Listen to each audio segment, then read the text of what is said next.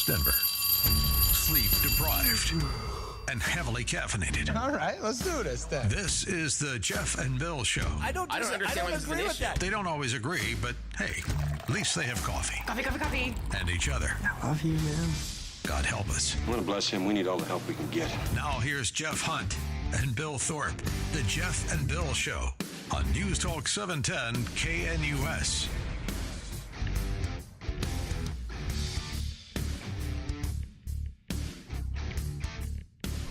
It is 6 a.m. in the Mile High City on this Friday, April 11th. Good morning, Denver, Colorado. You've tuned into the Jeff and Bill Show. News Talk 710 KNUS. I'm your co-host, Jeff Hunt, along with Bill Thorpe, bringing you the freshest insights, hottest takes from the right, left, and center.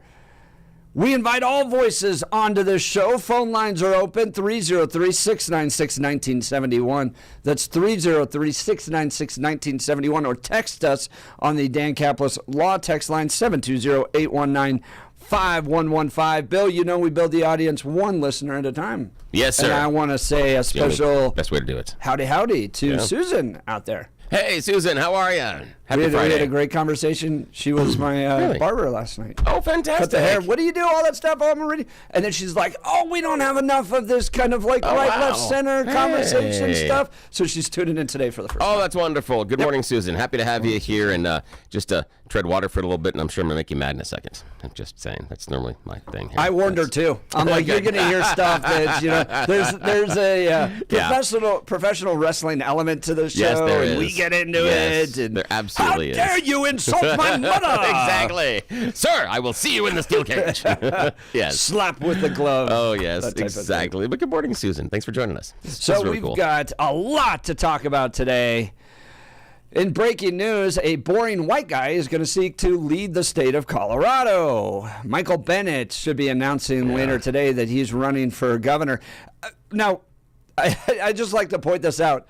Jared Polis, Mike Johnston, John Hickenlooper, Michael Bennet. What is with us being such a progressive, liberal Democrat state that elects East Coast educated white dudes? Yeah, it's weird. It is weird. But again, here's the idea, though, is do they get educated because those are the ones that are palatable for some of the unaffiliated and possibly some of the persuadable GOP voters? That because that looks like what the GOP may run, that it's more palatable. That if it was someone that looked closer to Kamala Harris, it might not be as palatable to some of those persuadable independents. And so I'm just wondering, are they playing to the field, or is this just the Democrats being out of ideas? Because I hesitate to use the words ideas and Michael Bennet in the same sentence. Because, again, I've been very, very strong on my critique of the fact that he's beige wallpaper. I can't point to, other than recently in a couple of congressional hearings, but the only time we've seen any sort of fire or fight or any sort of personality out of him. He has been in elected office or some form of public service for 25 years. Here's the other part is think about 25 years. The amount of time he has served in Congress. What are his wins? What are the things for either Colorado or the nation that you can point to and say, I'm happy that Michael Bennet was there because he did. How do you finish that sentence? I got nothing. Well, and I'm unaffiliated. I got nothing. Right now, we may have a choice between Phil Weiser and Michael Bennet. And remember, don't forget the outsider. The race. Oh no, sorry, she's running for AG. I was thinking Griswold. No, she's only AG. So again, those are the choices we're getting. The idea of Phil Weiser and Michael Bennet, and again, the two is the accomplishments, and I have a lot of pent up frustration and anger towards Phil Weiser, specifically over prosecution of some cases, where he brought in out-of-town lawyers that had no prior criminal experience and lost. I understand. If you're going to go out and get the players and say, we need these people to win, damn it, win. If not, play with the players that you have in-state on the roster. Play with those. You make the case that we got to bring in the silk stocking lawyers from out of state because they're going to do better, and you lose, you suck. You're awful. It's as if, okay, let's pretend just for a second. Okay, we're all going to pretend that the Rockies are an actual functioning baseball club, that they know what they're doing and they actually can challenge and put together a team that's going to compete rather than just be a night out for the family and spend a lot of money eating Dippin' Dots. That's what it is right now. That's it's a exactly tourist destination. right. That's all it is right now. 100%, yes, dude. That's all it is. So pretend they have an actual team and we're on the pennant chase. And they go and say, we got to trade these 3 young prospects because this number 1 ace, this is the dude that is going to set us up going into the pennant race, and we're going to make sure that we close this down and we're going to the playoffs. They trade for him. You give up the 3 young prospects. The out-of-towner shows up, all the fanfare, and lays an egg. Loses every single start going out there, and you're like, that didn't work. That didn't work at all. That's what I'm seeing. That didn't work at all. Yeah, and Bill, at a certain point, even more progressive-minded or independent-minded folks have got to kind of take the Ted Trimpa approach, which is just kind of like, we are so far into the blue world tank that we're literally electing some of the worst people out there. It would be better for the state to have at least a little bit of competition at this point. Yeah, and the idea of we can elect these people because what are you going to do about it? Right, That's not the best electoral strategy. Look, the idea is we have enough votes so we can do whatever we want. That was my critique with the Donald Trump cabinet to kind of close the circle and maybe piss off some people this morning. You have the votes. Sonic the Hedgehog for Transportation Secretary if you want to. Go right ahead because you have the votes. Yep. But that's not necessarily the best reason to choose the people that you have. Sonic and this may be great.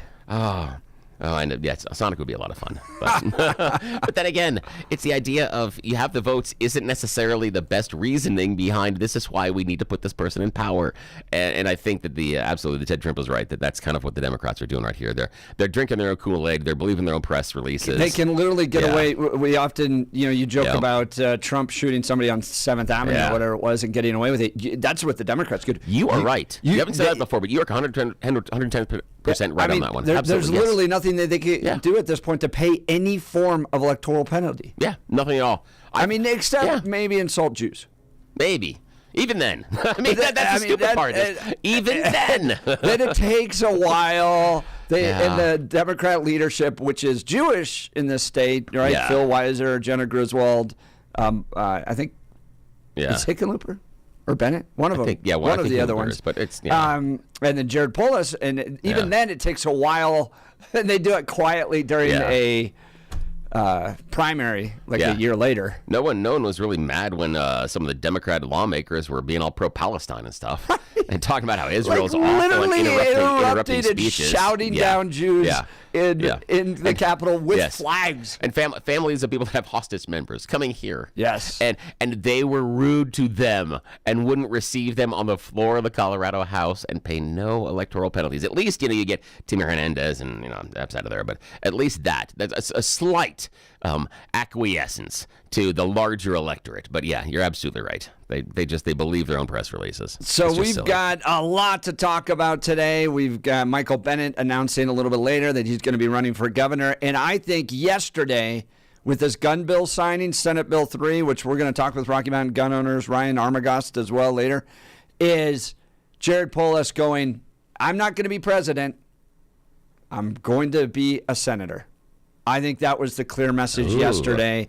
He's going to swap places, and he's just going to go hang out as a U.S. senator for the rest of his career. Dude, okay. This is the thing. So you and I clash on so many issues. We sit there and we talk about the fact, no, you don't see, you're seeing this wrong, you're seeing this wrong, you're seeing this wrong.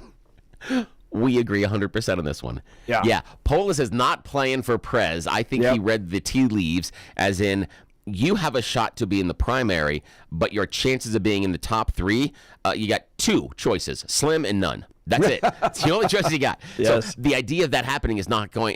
So if you want to continue this career, you want to still jump on the gravy train. You want to still have the podium that you have right now where everybody cares what you say. Right. It's Senate. You're right. You are right, my friend. I think that's the direction it's going to head. So we'll talk about that. We're going to talk about Senate Bill 3. How do you feel about this? And are you running out to buy a gun now?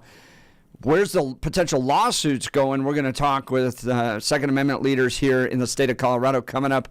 Plus, Jeff Hildebrandt's going to join us and a new poll out on perceptions of Denver. How's that turning out? Lots to talk about. Holy cow, so much news. But now it's time for Blake Olson. Blake Olson. Blake Olson, news and comment. TGIF, 38 and cloudy in Denver, expecting a high of 79 today. The 7-10 5-day forecast is coming up. Our top story, attack on the Second Amendment. Once again, Governor Polis has signed a measure into law that requires people seeking to own a certain type of firearm to obtain a permit or complete a certified training course. It also bans the sale or purchase of rapid-fire conversion devices. The new law will go into effect in August of 2026. Democratic Senator Michael Bennet is running for governor of Colorado. Bennet, who's served in the Senate since 2009, will look to succeed Polis in the 2026 election. He joins Attorney General Phil Weiser in the lefty primary field. President Trump is set to undergo his annual physical exam today. He says he's never felt better. 47 will head to Walter Reed in Maryland this morning before flying to Mar-a-Lago. China is raising tariffs on U.S. imports from 84% to 125%. The Chinese Commerce Ministry made that announcement this morning. They say they're ready to fight to the end. At the cabinet meeting on Thursday, Marco Rubio praised DJT. One of the most important things I believe you'll achieve in your presidency is reordering the world in a proper way. For 31 years, more than 31 years now, multiple administrations have allowed the Chinese to deindustrialize this country, to take away jobs and factories and pillars of our national strength. And what you're doing now, I think, is a great service to our country, but ultimately to the world. An investigation is underway after two planes clipped wings while taxiing at Reagan National. New York Congressman Nick LaLota said that he and New York Congresswoman Grace Meng were on one of the planes. New Jersey Congressman Josh Gottheimer was also on the plane, according to a post he made on X. Dive teams back in the water today looking to recover pieces of the helicopter in Thursday's deadly crash into the Hudson River. Another helicopter Did you see the video? Oh, it's horrible. And then did you see the family, the pictures of the family? I did. This looks Augustine like Escobar. Gosh, looks like a lovely family. And they're out for one of the kids' birthdays. Yeah. And young kids, and then that helicopter's fully inverted. Yes. As it goes Absolutely. into the water there, and you could just, oh my goodness, It's the tough terror, to watch, the man. terror that those little kids probably face. It's horrible. Heartbreaking. It's just I don't think honestly. I mean, I'll never say never, but I don't think I'll ever get on a helicopter. I hate getting in those things, man. The family you were talking about, Escobar, is a Siemens executive from Spain. His wife, their 3 young children, and the pilot were all killed. I mean, any sense? Have you seen anything with regards to cause? Because it looks like the blades have completely separated. Yes. So that's coming down separately. So did it just come apart? I know those things are. I've heard like it, before didn't it? that helicopters are just basically trying to rip themselves apart. Yes. And they're just Exactly. they're held together. That's the forces and the kind of the physics on them are just so strong.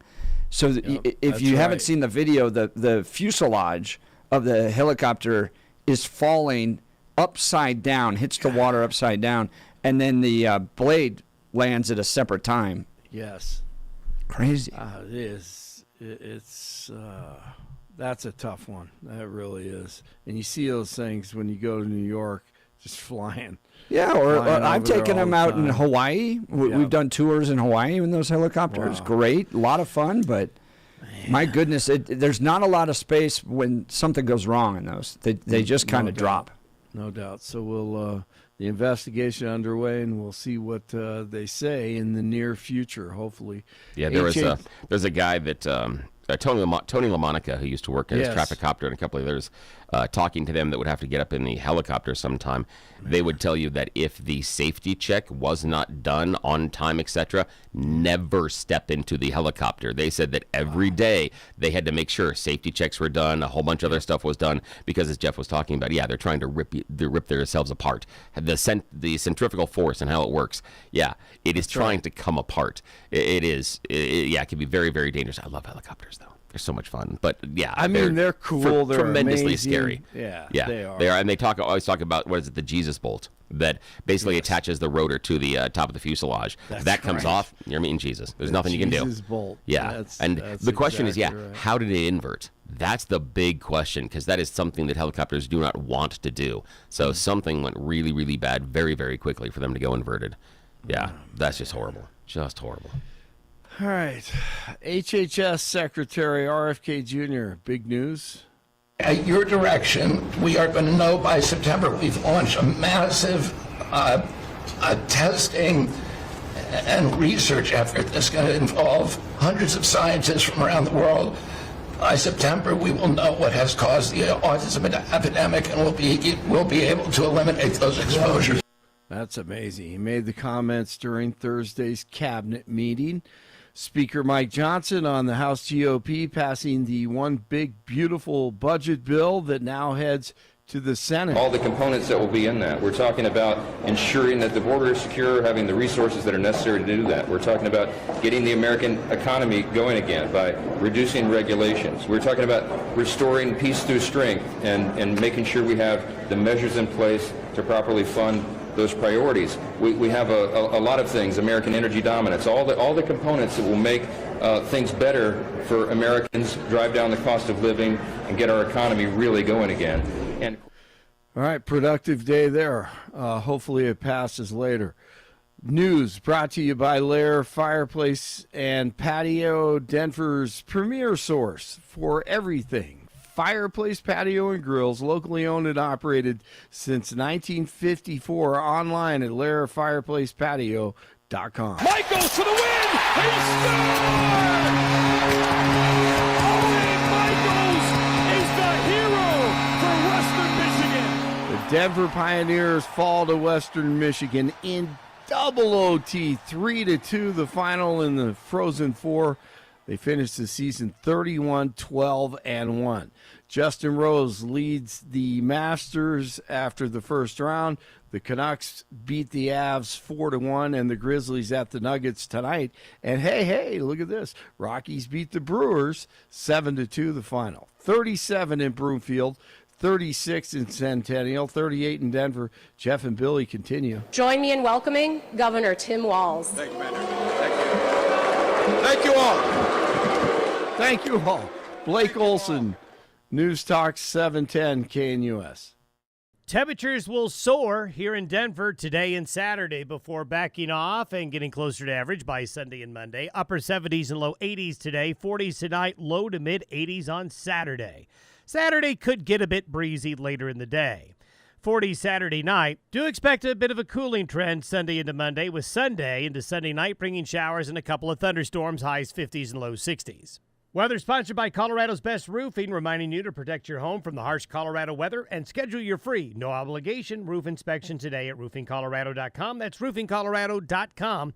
Meteorologist Don Day in the 710 KNUS Weather Center.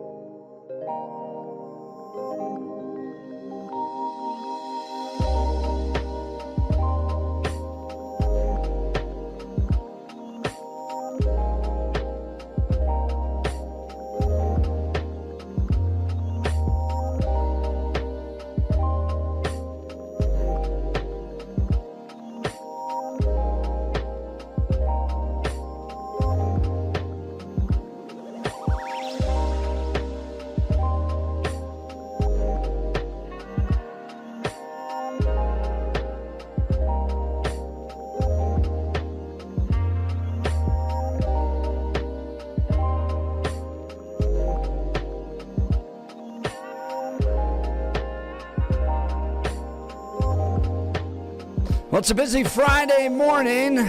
Michael Bennet will run for governor of Colorado in 2026. NBC News reporting the Democrat senator has chronicled his frustration with politics in Washington and pointed to the states as places developing policy solutions. Are those policy solutions ones that get sued to the U.S. Supreme Court? Because it seems like that's where Colorado likes to put itself. Democrat Senator Michael Bennet's running for governor of Colorado next year, according to a number of sources. We're expecting the announcement later today. Bennet, who is expected to announce his campaign in a few hours, will look to succeed term-limited Democrat Governor Jared Polis in a state that has trended towards his party in recent years. Yeah, trended. It's so far in the tank, you need a scuba diving outfit to operate here. He's the latest Senate Democrat looking to leave Washington after 3 retirement announcements in recent weeks. Kamala Harris won Colorado by 9 percentage points. Jared Polis, I think, won by 19. Wow. Bennet also won a third term that year by 15 points, meaning his term runs until 2028, but he can run for governor and remain in the Senate. That's a nice job. That's like our lieutenant governor, just 2 paychecks. Maybe not. Maybe he won't be able to pull those at the same time, but could be nice to run for a job while you still have a job. Bennet will not be alone in the Democratic field, with State Attorney General Phil Weiser also in the race, creating a battle of 2 statewide office holders. So my question for you all right, you got to make a choice between Phil Weiser and Michael Bennet. Now, it would be good. We've got lots of Republicans that are in the race, and we'll have all of them on our show as the race develops. So far, folks that have declared are Scott Bottoms and Mark Baisley. But between those 2, for Democrat primary, Bill, you got to pull a lever. Michael Bennet or Phil Weiser. This is why I'm unaffiliated. I don't have to pull crap. I don't have to. I'm going to make you today. Nope. Are you going to vote for if you had to vote for those 2? None of the above. I can't make a decision between the 2. For me, it's easy. No, Michael Bennett's way better than Phil Weiser.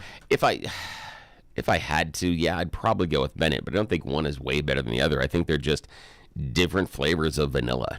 It's just a matter of, are you going to call one artisan French vanilla and stuff or not? They're going to give you the same thing.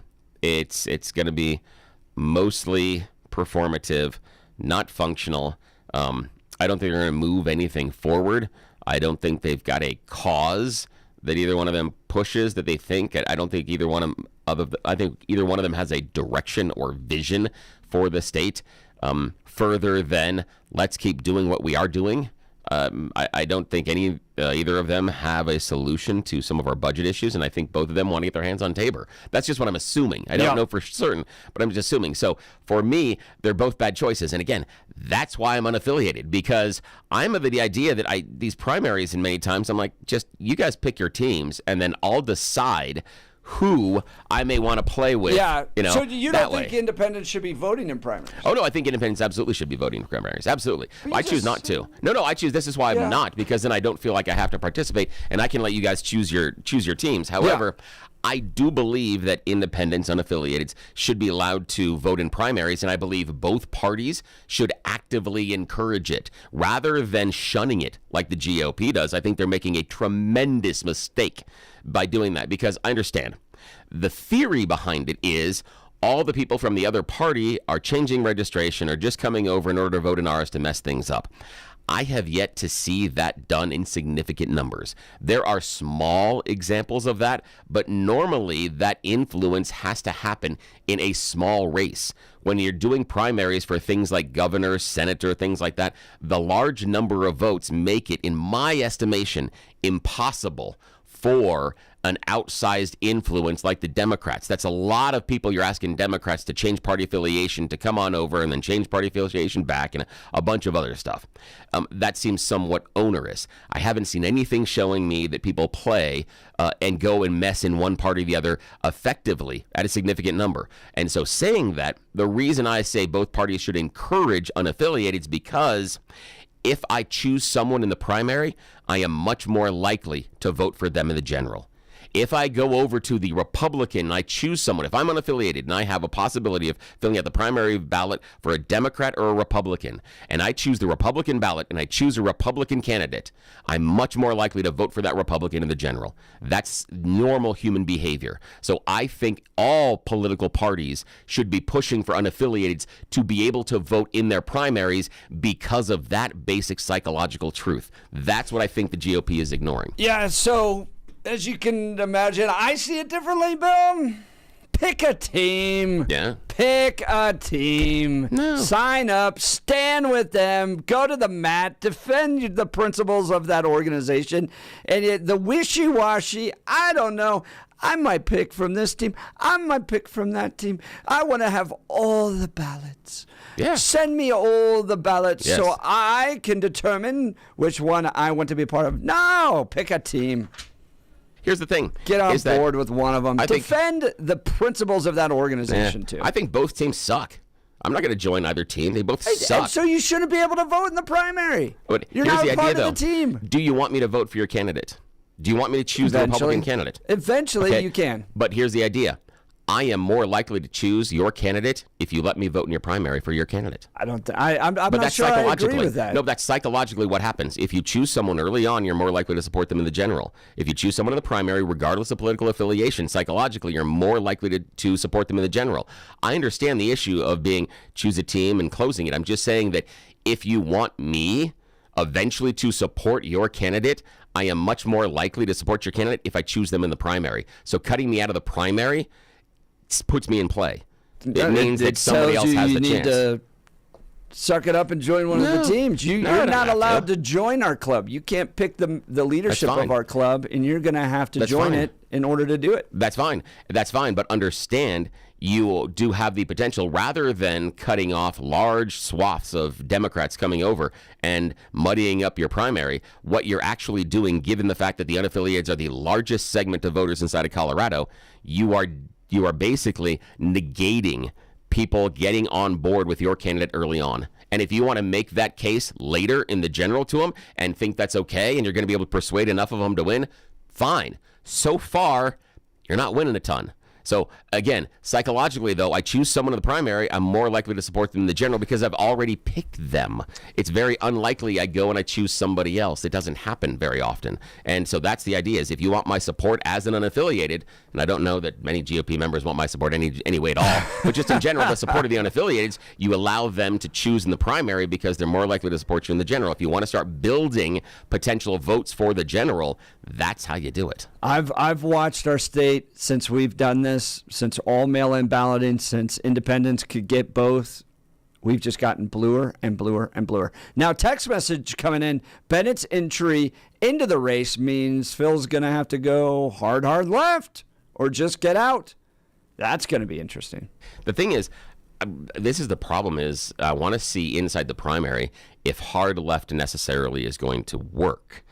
Because you're going to need, it's going to be harder to tack back to the center in the general, that if you go hard left, are you opening up, and this is a big question, are you opening up an opportunity for a GOP candidate that comes in being more moderate?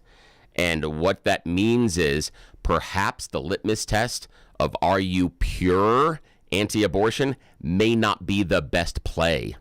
If the Democrats go hard left, there's going to be some space there with unaffiliateds. However, you've got to have someone that is going to be considered a more liberal Republican, or you can't get those people under the tent. If you go hardcore right and you tack as far right as Weiser and Bennet will tack left, you're going to lose. Yeah, you're they tried that with Joe O'Day. Yeah.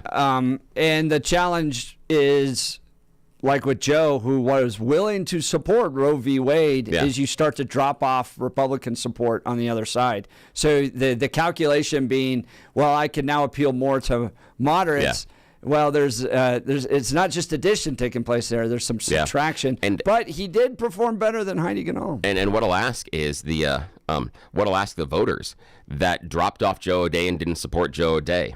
Would you prefer to have Joe O'Day or Jared Polis in the governor's mansion right now? Who would you prefer? If it was just a binary choice. This was for Senate. But sorry. But that's right. I'm sorry. I was thinking governor, but because it's Heidi. But yeah, with Joe, Who do you want? Who do you want? Which one is closer to your belief system? Who is going to be the votes that are going to get your bills and your things passed in Congress? If you decided not to vote for Joe O'Dea, then the Democrat wins. Don't bitch and moan. Don't bitch and moan about the Democrat because you took away the power of a Republican vote on that ledger. So if you don't want to support that Republican vote, go right ahead. I will tell you, though, being down at that Bernie Sanders rally, there is no consequence right now for going left. I mean, it's the turnout was huge. The energy is huge on the Democrat wing of the far left or the far left wing of the Democrat Party. That is where the energy is. So, it is. It'll be intriguing. But remember, the largest cohort of voters in Colorado are unaffiliated. So going hard left. They claim that, but I think they're a bunch of libs. everybody's. It wouldn't make any sense for them to be a bunch of libs, especially in this state, because if they were all closet Democrats run the state. Join the winning team. I mean, we say bandwagon fans. What they are is they're persuadable. They have some things that they view with the Democrats. In some ways, they're viewed as the Republicans. I don't think they're persuadable at all. I think they just want to have all the ballots. Send me the ballots, and I don't want to necessarily have to pick a team, but at the end of the day, they are progressives. All right, we got to get to a lot here. Phone lines are open. Feel free to join us, 303-696-1971, or text us on the Dan Campos Law text line at 720-819-5115. I want to talk to you about my friend Mitch Floria with the Art of Granite. This guy's awesome, and the Art of Granite brings together the perfect kitchen or bathroom remodel for you. 3 reasons why. 1, quality craftsmanship. Mitch is such an expert and craftsman that he can turn granite, quartz, marble, and other materials into a true work of art right in your own home. 2, superior service. From single residential installations to large-scale projects, Mitch and his team's attention to detail is unmatched, and they will listen to you and get you what you need. Number 3, great value. Mitch provides granite from his own warehouse in Denver West at wholesale prices with no markup, so you can get the most for your budget. All you got to do is mention KNUS and receive a bathroom countertop free when you purchase your fantastic new kitchen countertops. You can also get a kitchen or bathroom sink free when you purchase any countertop package. Schedule a consultation with Mitch and visit his beautiful showroom in Denver West, or call Mitch at 303-386-5919. That's 303-386-5919, or you can visit his website at theartofgranite.com. That's theartofgranite.com for all of your brand new countertops. All right, we'll continue. You're listening to The Jeff and Bill Show. This is Denver's Talk Leader, News Talk 710, KNUS.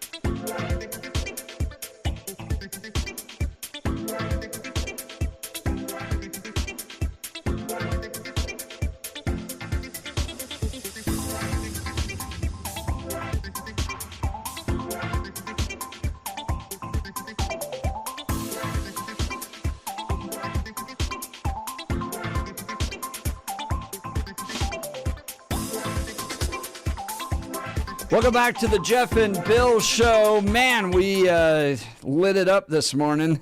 Text messages pouring in. Bill is right. Republicans are a clown show. Why would anyone want to hitch their wagon to that team? Others going, look, Republicans are never going to field a moderate just because the process requires you to be pretty conservative to get through it.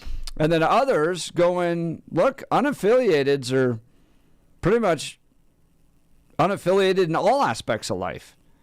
You know, they're low information voters who just kind of tune into Kyle Clark right before an election.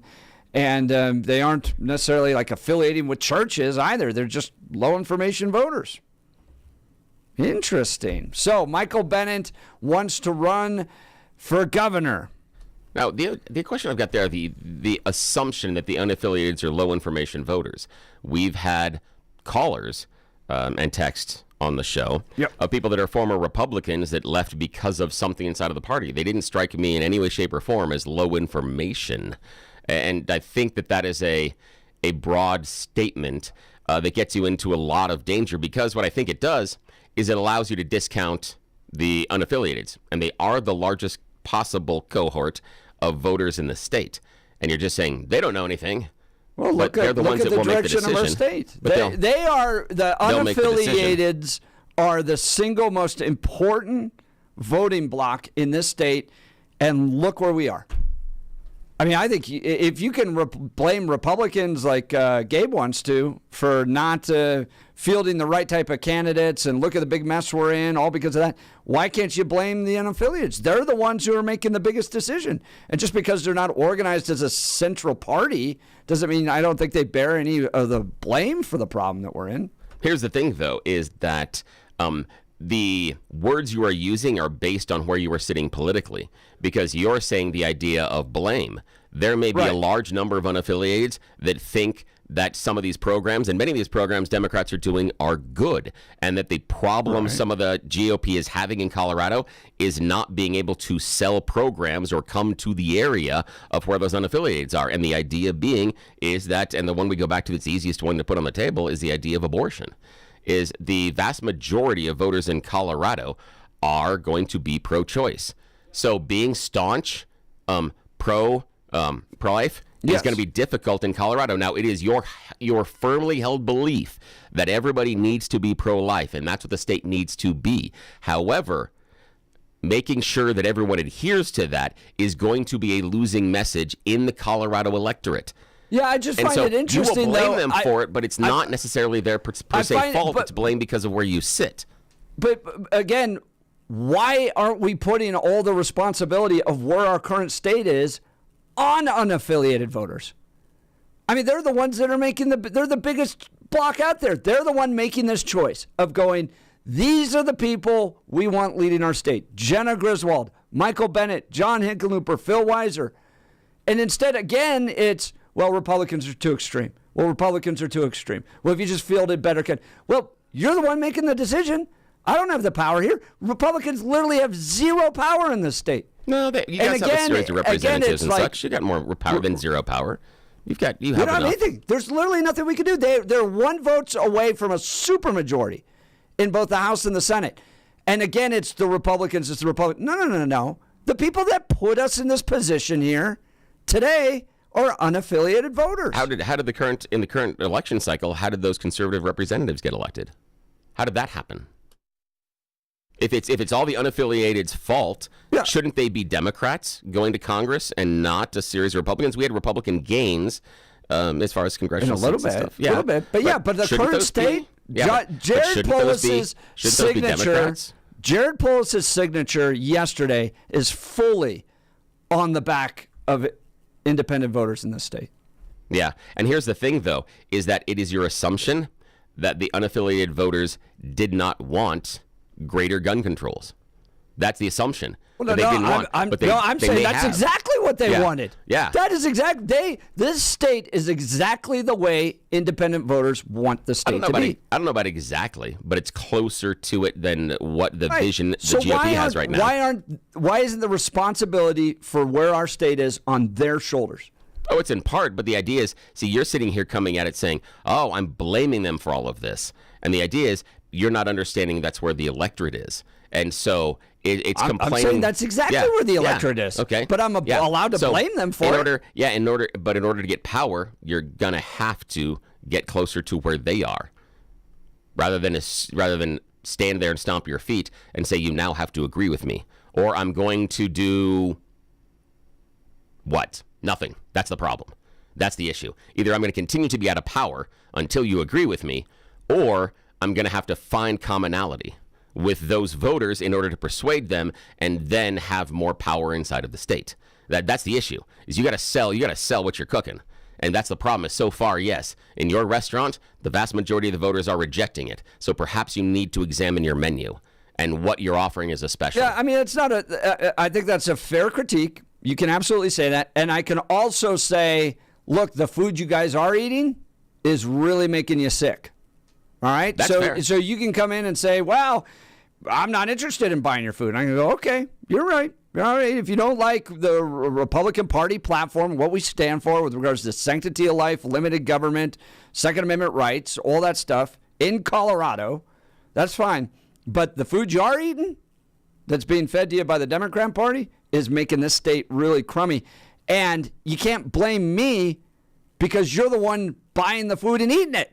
Yeah, but the limited government isn't necessarily always going to be a winning argument per se, based on because both parties, in my opinion, want expansive government. They just want the expanse and the reach of government under different things. They just want it to touch different things. And that's it. It's not an idea of either one. I don't see either party as being the party of limited government per se. And that's part of the problem I think the GOP is having here as far as reach and persuadability, where the Democrats have been, in my mind, given a free pass on some of the overreach and some of the stuff they've done financially. No, it was a devil's They have deal. been given. Yeah, they have been given some financial pot, pass. doctor-assisted suicide, and marijuana, and a whole bunch of regulations and taxes on top of it. All right, we've got to get to You Choose the News. Lots of text messages coming in. Really appreciate all this. We'll continue. Ian Escalante is coming up in the 7 o'clock hour with Rocky Mountain Gun Owners. What is going to happen next in Colorado with regards to our Second Amendment rights? You're listening to The Jeff and Bill Show. This is Denver's Talk Leader, News Talk 710 KNUS.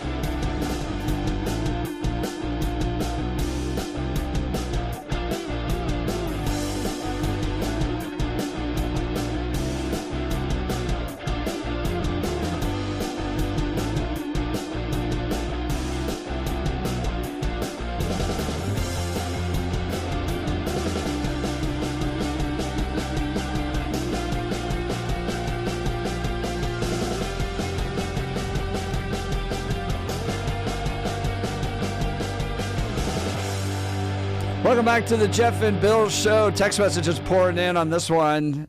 Doug saying, do you think Michael Bennet wants the presidency? I think he did. And learned that door is clearly closed for him. Here's the thing, though. What do you get, 1%, 2%? Does the governor's mansion offer him a second possible bite at the apple? Oh, does it allow him? The problem is with his personality. Oh, yeah. Nobody wants to listen to that. Absolutely. But think about where he is. Think about his ego. I think that part of his ego is like, oh, maybe if I'm governor, people will like me more. I'll have more of that. You know, the idea of he sees the governors getting all these interviews and they're viewed as, you know, more possible potential paths to the White House. I think he still thinks it's that idea of Jim Carrey going, so you say there's a chance. I mean, that's basically it. That's what I'm hearing from him. All right. It's now that time of the morning where we get to give the people what they really want. You choose the news. Yes, and it's Friday. That means it is the loser edition. Those stories that both Jeff and Blake felt weren't worthy of our attention come back for a second shot of glory. You are one pathetic loser. Loser! Let's go. Loser! You're a loser! The Losers Club. Bunch of losers. You're such a loser. You made me feel like a loser! She's a loser. You are such a loser. Loser. Yes, this is America's favorite fake radio news game show. You know how it works. Silly stories, dumb headlines, all courtesy of me and very little attention this morning. And we play this fake radio news game show because nobody that has any authority has any idea we are this irresponsible with valuable airtime here on KNUS. And so, we will take full advantage of being left unsupervised. These are stories that both Blake in the newsroom and Jeff Hunt in the studio did not choose earlier this week. So they have come back to see if we get to hear them this time. Gentlemen, here are your returning choices. Headline number 1, value proposition for trade-in. Headline number 2, never forget. Headline number 3, unwanted returns. And headline number 4, intelligence is not a legal term. Intelligence is not a legal term. Yes, intelligence is not a legal term. It took mere seconds for judges on a New York appeals court recently to realize that the man addressing them from a video stream wasn't a lawyer. Didn't have a law degree. In fact, wasn't a real person at all. The New York State Supreme Court Appellate Division First Judicial Department took a recent defendant to task by submitting a video that was done by artificial intelligence.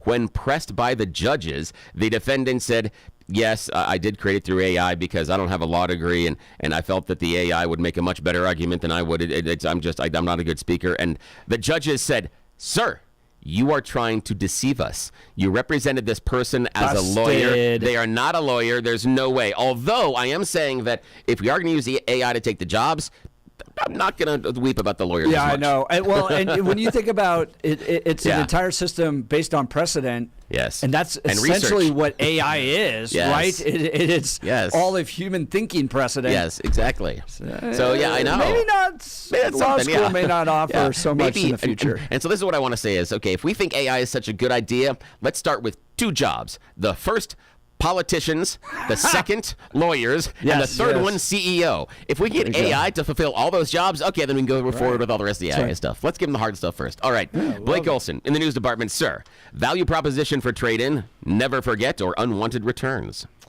Never forget. Yes, really? Never forget. Always a good thing to remember. And the U.S. is talking about that as well because we have vowed to never forget, even though we forgot a bunch of stuff on the moon. That's what this is about. NASA is looking for help getting their garbage off of the moon. They are offering you up to $3 million if you figure out how to pick up the poop. They have 96 bags of human feces, urine, and vomit that Apollo astronauts left behind to lighten their way to the spacecraft, and it's still on the moon because no oxygen. There's no decomposition. It's just sitting there. So now NASA's willing to pay you up to $3 million if you can propose the right technology for us to help recycle our waste on the moon. Man. Yeah, I know.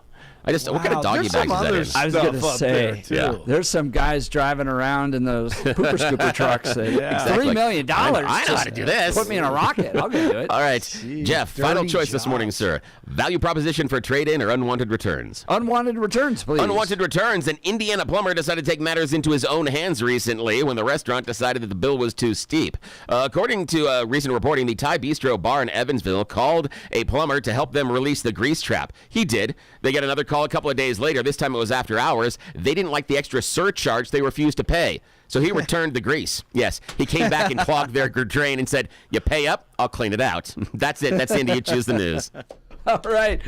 Oh, speaking of grease traps, Colorado. We're going to talk with Ian Escalante about their Second Amendment rights coming up next. KNUS.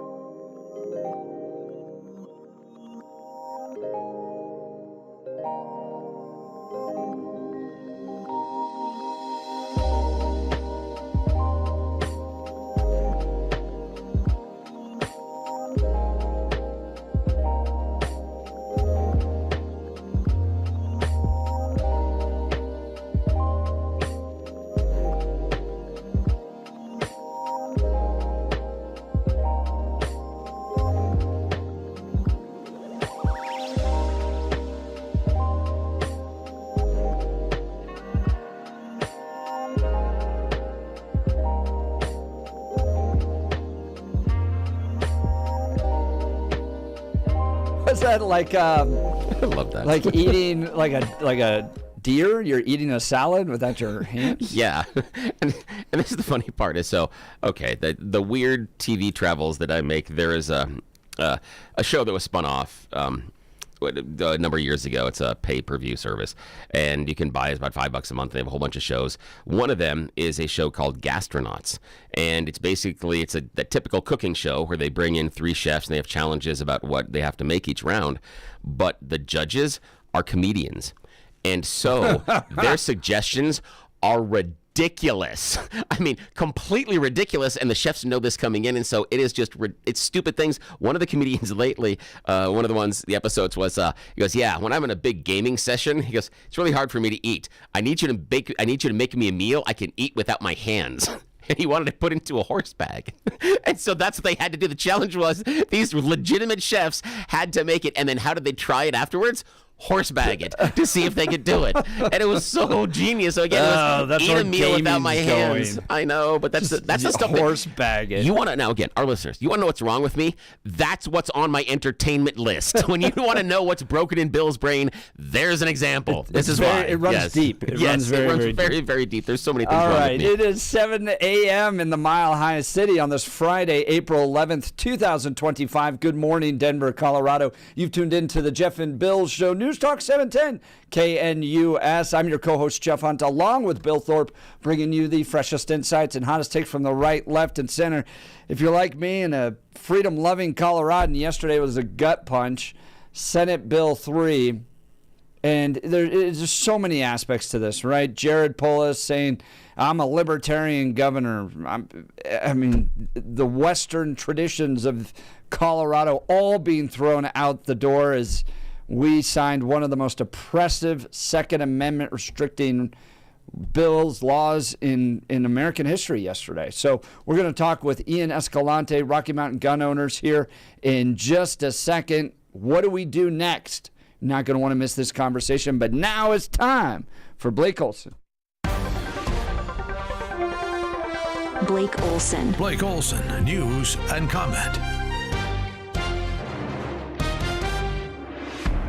TGIF, 39 and cloudy in Denver, expecting a high of 79 today. The 7-10 5-day forecast is coming up. Our top story, Democratic Senator Michael Bennet is running for governor of Colorado. Bennet, who's served in the Senate since 2009, will look to replace Polis in the 2026 election. He joins Attorney General Phil Weiser in the lefty primary field. If he was in front of me right now, this is what I would ask him. I would ask him, what's your opinion on the pornographic pedo books that are being forced to set on the shelves in the children's library in Elizabeth? If he doesn't say those books are disgusting and should not be on shelves, he shouldn't be a governor or a senator in this state. That's my opinion. And that's what's wrong with Colorado right now. By the way, great video from Jeff on X on Thursday about the moral decay and Elizabeth School District having to put those disgusting books in the schools. Come on now. How can these people sleep at night? It's unbelievable. We know what he would say about the attack on the Second Amendment. Governor Polis has signed a measure into law that requires people seeking to own a certain type of firearm to obtain a permit or complete a certified training course. It also bans the sale or purchase of rapid fire conversion devices. The new law will go into effect in August of 2026. China is raising tariffs on U.S. imports from 84% to 125%. The Chinese Commerce Ministry made that announcement this morning, reaffirming that China was ready to fight to the end in the tariff war against the U.S. On Wednesday, DJT raised tariffs on Chinese imports, which are now at 145%. New York dive teams will be back in the Hudson River today looking for wreckage from Thursday's deadly helicopter crash. Some of the wreckage was pulled to shore Thursday, but much of it is still in the water. Federal investigators, meanwhile, are beginning their probe into what caused the helicopter to nosedive into the Hudson. An investigation is underway after two planes clipped wings while taxiing at Reagan National. There were 3 Congress people on the plane. Tulsi Gabbard in the cabinet meeting Thursday with more evidence on election fraud. We have evidence of how these electronic voting systems have been vulnerable to hackers for a very long time. and vulnerable to exploitation to manipulate the results of the votes being cast, which further drives forward your mandate to bring about paper ballots across the country so that voters can have faith in the integrity of our elections. And Speaker Mike Johnson on the House GOP passing the one big, beautiful budget bill that now heads to the Senate. All the components that will be in that. We're talking about ensuring that the border is secure, having the resources that are necessary to do that. We're talking about getting the American economy going again by reducing regulations. We're talking about restoring peace through strength and making sure we have the measures in place to properly fund those priorities. We have a lot of things, American energy dominance, all the components that will make things better for Americans, drive down the cost of living, and get our economy really going again. And hey, here's what it sounds like if you wondered. If you're 60 and you get arrested for keying a Trump supporter's car in Florida, and your wife is there. So what does he have to do? What do we have to do? He has to go to jail, and tomorrow morning he'll have first appearance in front of a judge. First appearance for today is already over. Do you have anything else in your pockets? No. What about your hat? You want to take it with you? Yeah, hat and sunglasses. You want her to take it? Yes, please. All right, you can grab it. Oh, sorry. I have cuffs on my hand, so. Does he need anything with him, or? No. All right, here, I'm going to walk you over here. So one's a little tight. Which one? The right wrist. The right? Okay. I'll fix it before I get you. Control 1. 11-1 in custody. So then how does this work tomorrow? What do I need to do? A judge tomorrow morning will go in front of a judge. A judge will read the probable cause for why he's being arrested. Nice job, Florida. Yeah, seriously. Very professional those guys were. Absolutely. But yeah, I mean, so nice. When reality hits those boomers right in the face, that you're gonna scary part, they may have kids. That's what's frightening. But their kids are probably more mature than they are, more than likely. And they probably voted for Trump. Mike goes to the win. He scores! Owen Michaels is the hero for Western Michigan. The Denver Pioneers fall to Western Michigan in double overtime last night, 3-2 in the Frozen Four. They finished the season at 31-12-1. Justin Rose, he leads the Masters after the first round. The second round underway at Augusta. Canucks beat the Avs 4-1. And the Grizzlies at the Nuggets tonight. And good for the Rockies. They win last night, 7-2 the final. 35 in Boulder, 37 in Parker, and 39 in Denver. Jeff and Billy continue. And listen, my view is the very visually pleasing Blake Olson right now. So, Blake, just to let you know, I can see just about everything you're doing, and I think we all wish you were wearing pants. Yes, I agree. Blake Olson, News Talk 710 KNUS. Temperatures will soar here in Denver today and Saturday before backing off and getting closer to average by Sunday and Monday. Upper 70s and low 80s today, 40s tonight, low to mid 80s on Saturday. Saturday could get a bit breezy later in the day. 40s Saturday night. Do expect a bit of a cooling trend Sunday into Monday, with Sunday into Sunday night bringing showers and a couple of thunderstorms, highs 50s and low 60s. Weather sponsored by Colorado's Best Roofing, reminding you to protect your home from the harsh Colorado weather and schedule your free, no obligation roof inspection today at roofingcolorado.com. That's roofingcolorado.com. Meteorologist Don Day in the 710 KNUS Weather Center.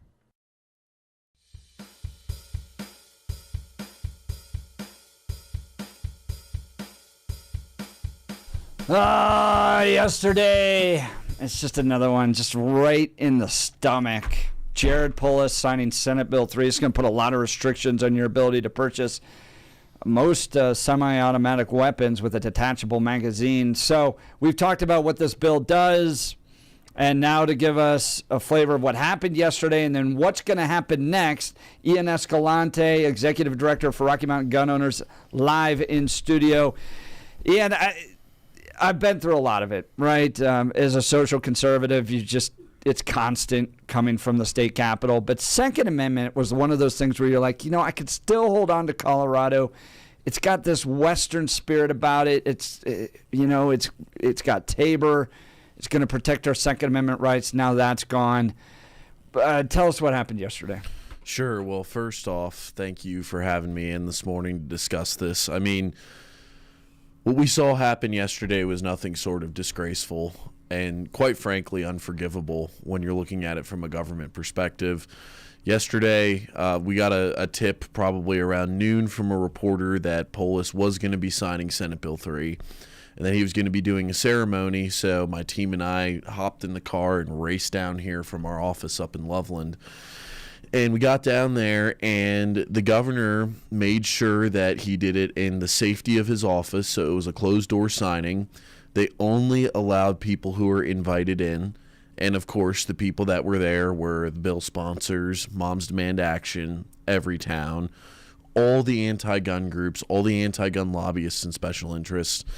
And there was no shame about them whatsoever. They were proud of what they had done.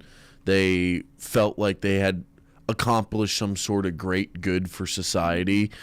And quite frankly, you know, I had these activists coming over and trying to gloat. And, oh, you want to take a selfie with me? And I was like, oh, you just shafted the whole state. Congratulations. Go brag about it. Ian Escalante, Rocky Mountain gun owner. So Jared Polis does this in private, invited media, no public there. He's not going to face any criticism in this. And so they kind of do this secretly. You guys worked hard. You worked really, really hard. Delivered a lot of petitions. Tell me where you're at right now.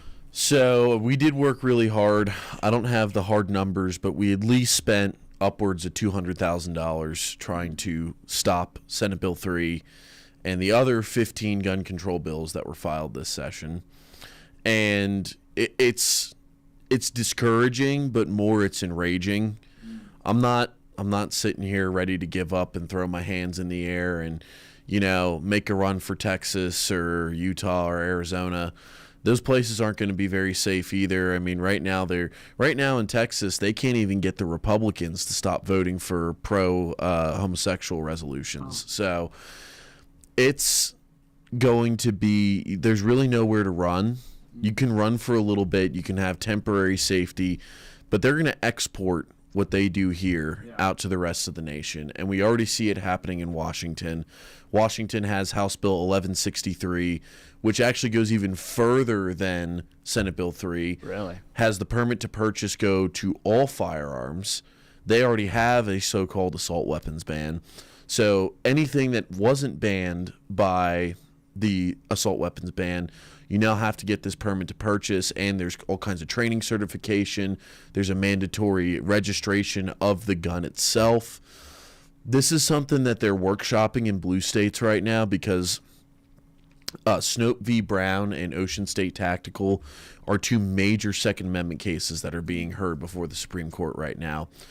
Should they decide to take up those cases, we are likely going to get a ruling in our favor, and that means that the assault weapons ban piece of legislation as we know it would be nationally struck down as unconstitutional. So they have to start looking for ways around it now, and I think this is the path that they're going to choose. They're going to do it through permitting. They're going to make each bill have so many separate moving parts that if you strike down one part of it, you won't be able to strike down the other part of it as a facial challenge. And especially in the 10th Circuit and the 9th Circuit, those are the circuits that Joe Biden packed the most amount of far-left judges. So now we're in a situation where the judges are looking for an excuse to throw this out and not hear the case and say that and do their absolute best to uphold these laws as constitutional and set up a phony precedent so that hopefully in their mind 10 years down the road when the Supreme Court is not, when and if the Supreme Court is not controlled by conservatives, they can actually get a Supreme Court decision that's going to uphold all of their anti-gun laws. Talking with Ian Escalante, he's the executive director of Rocky Mountain Gun Owners. Yesterday, Jared Polis signing Senate Bill 3. I think what you will likely see, because as a social conservative, I feel like we're just a little bit further down the road. Once they've broken that barrier, they just keep going. So For instance, on abortion issues, it was once the late-term abortion stuff fell, and they knew they could get abortion at any point, at any time, for whatever reason. All right, now we're going to put it in the Constitution. Then we're going to taxpayer fund it. Then we're going to basically force, next step will be we're going to force all doctors and nurses, regardless of their personal opinions and religious beliefs, to have to implement these things. They'll just keep going because there's no electoral cost at this point on the social stuff. I mean, they can just press that through. No one's going to stop them. Do you think there's an electoral cost yet on the gun stuff? Do you think that you guys can send a message in this next election that what they did yesterday with Senate Bill 3 is going to cost them something electorally? Well, I think they really thought that they dealt some sort of killer blow to the gun rights movement here in Colorado. I mean, they were sure acting like it yesterday with the smug looks on their faces. If anything, they just gave us a war cry. They gave us something that they did to us, and the gun rights community is not a very forgiving community. We don't like it when politicians who think they know better than us decide that they're going to Constitution be damned, our rights, nobody cares, we're going to steamroll it, and we're going to ram this down your throat. The people of Colorado are not going to take kindly to that, and it's not just going to be Republicans that don't take kindly to it. I have never seen so much bipartisan opposition to a gun control bill. One of my team members was actually scrolling through liberal Reddit last night, and all the far lefties are complaining about Senate Bill 3. They're bashing Polis. They're saying there are no real liberals left. They've all turned into authoritarian fascists. So people on the left and the right are very upset about this. And I think this is a time that we as a gun rights community can come together and say, okay, there has to be a limit. Because if we don't stop them here, and this is the message I've been trying to get to everyone, if we don't stop them here, we won't be able to stop them anywhere. They're the type of people that once they see it work in one state and they get away with it, they try it everywhere. They export it like a virus. Yeah. Talking with Ian Escalante. All right, so my calculation, and Bill agrees with me on this, is that Jared Polis ended his presidential run yesterday. And in doing that, with Michael Bennet announcing today that he's going to run for governor, they're going to do a swap. Jared's going to go over to the Senate. But there's no way you could be elected president. Rural Pennsylvania, for instance, Ohio's never going to support somebody that did what Jared Polis did yesterday. My sense, Polis essentially signaled he's not going to run for president. Your thoughts? Oh, I absolutely agree. I mean, at this point, Polis has decided that he would rather be the big fish in the small pond than the big fish in the big pond. He wants to be a puppet for the Democrat machine. That's what he signaled last night. He signaled he's willing to do anything. He signaled he's willing to go against the very people that elected him, because he wasn't elected because people wanted a far left progressive. He was elected because people expected him to be a reasonable so-called libertarian moderate. And I really liked your X post you put out yesterday about being libertarian in Colorado means you like drugs, gay marriage, abortion, and teaching your kids explicit materials, but no free market economy, no business-friendly environment, no Second Amendment, no free speech. Are we really libertarian at the end of the day? I say absolutely not. That was very clear. Talking with Ian Escalante, Executive Director of Rocky Mountain Gun Owners. All right, so let's talk Senate Bill 3 moving forward. You mentioned yesterday in your video, you're talking with your legal team. I think a lot of people that listen to this show that care about freedom and liberty and the great values and principles that made this country great are looking at what happened yesterday and going, oh, boy, what do we do? What's next? So yesterday morning, before we even knew the bill was going to be signed, I sat down with our legal team. And I mean, we have some of the best, if not the best, Second Amendment attorneys and legal experts in the nation.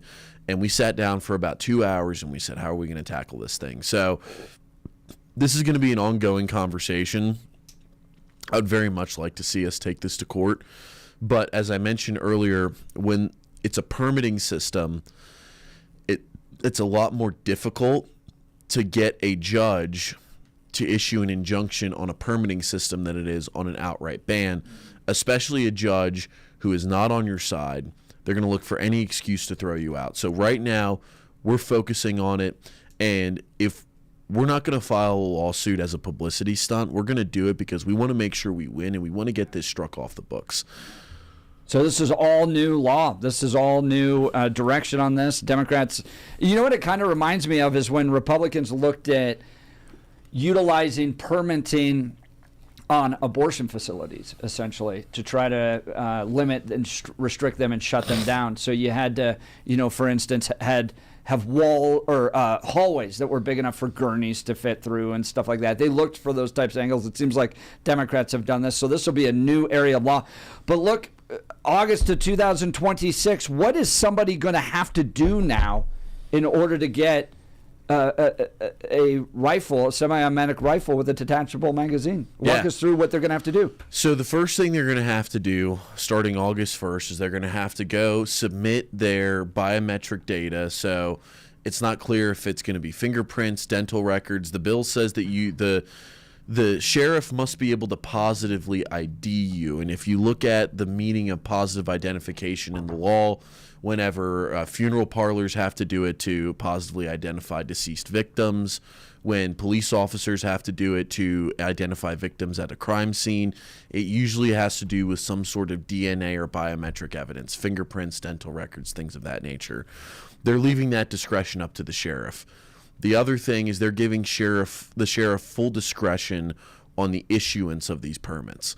So the bill says that once you pay your fee, because you have to pay a fee to the Colorado Parks and Wildlife Division, and then the sheriff can also put a surcharge on top of the fee, because the way they structured this bill is the sheriff has to set up the system. They have to collect all the data, but they don't get to keep any of the money from the fees. So they're getting stuck with this unfunded mandate. Now the sheriffs are saying we can't pay for this, so they're saying, okay, well, you can just put a surcharge or a processing fee on top of it. Once you do that, and the sheriff shows mercy on you and allows you to have your firearm safety course eligibility card, then you have to go take a class. Now, the issue with the class is that it's a 2-day, 12-hour course that is going to be taught by a concealed handgun instructor, but it is not the same course as the concealed handgun permit. It's a completely different course, different standards.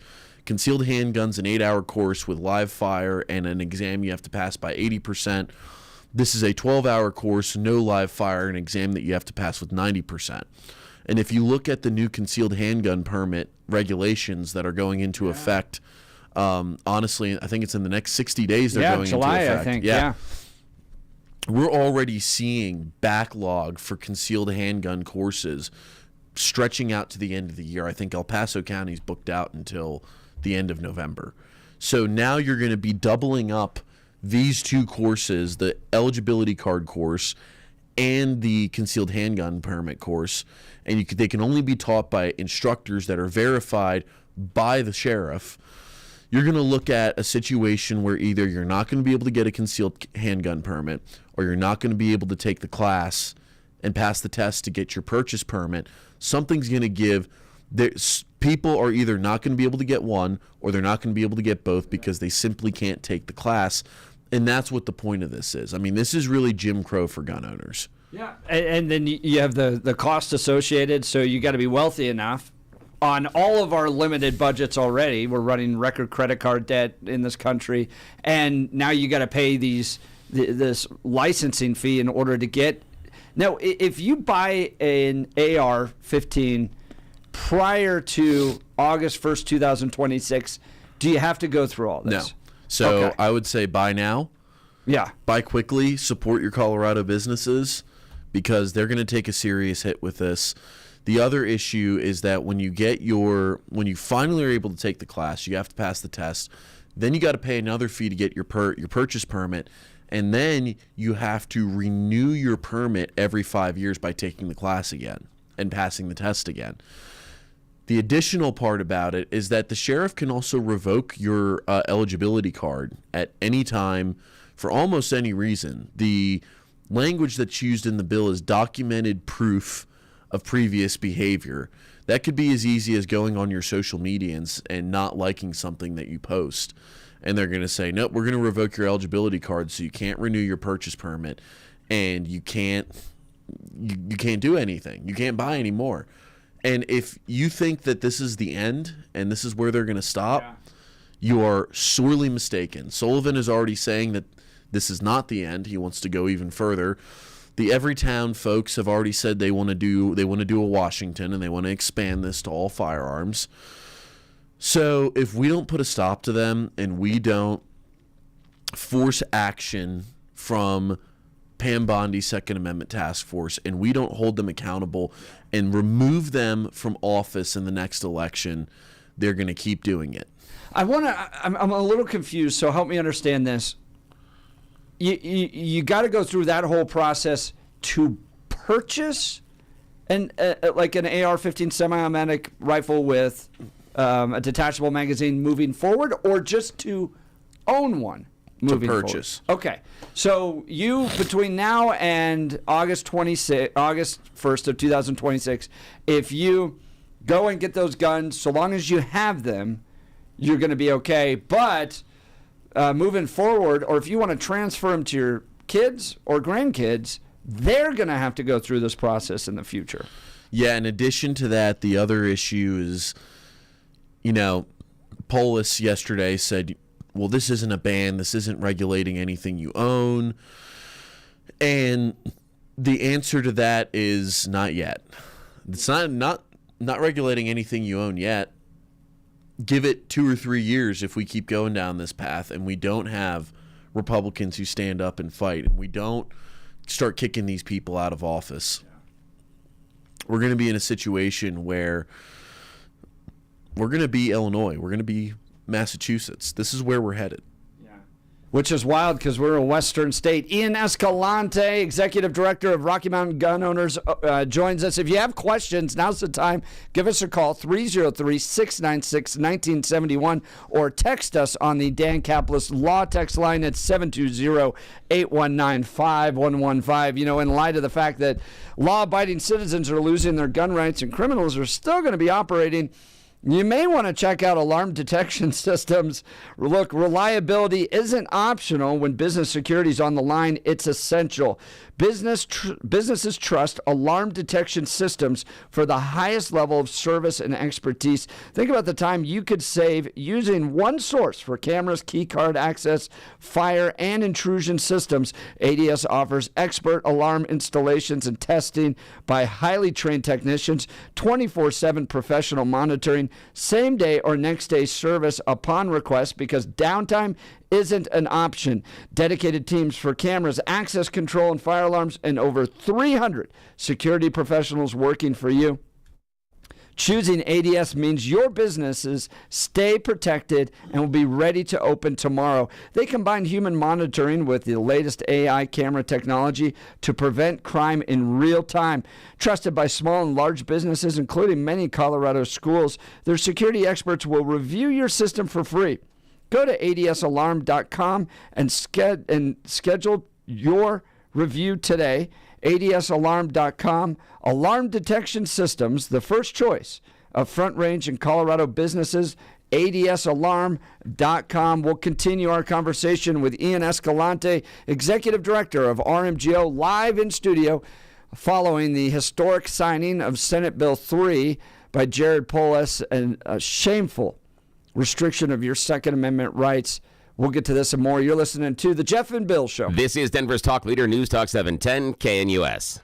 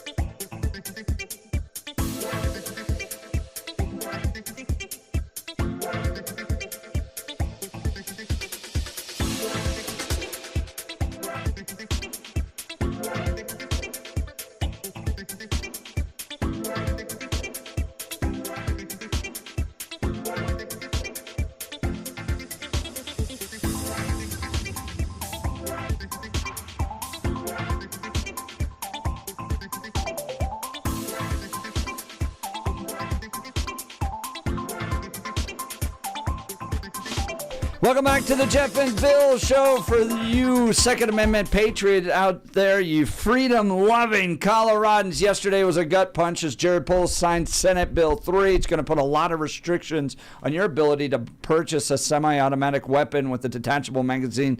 Includes AR-15s. You are now going to have to go through a lot of permitting and training and classes just for your ability to do that. Look, there are three parties when it comes to gun issues in our communities.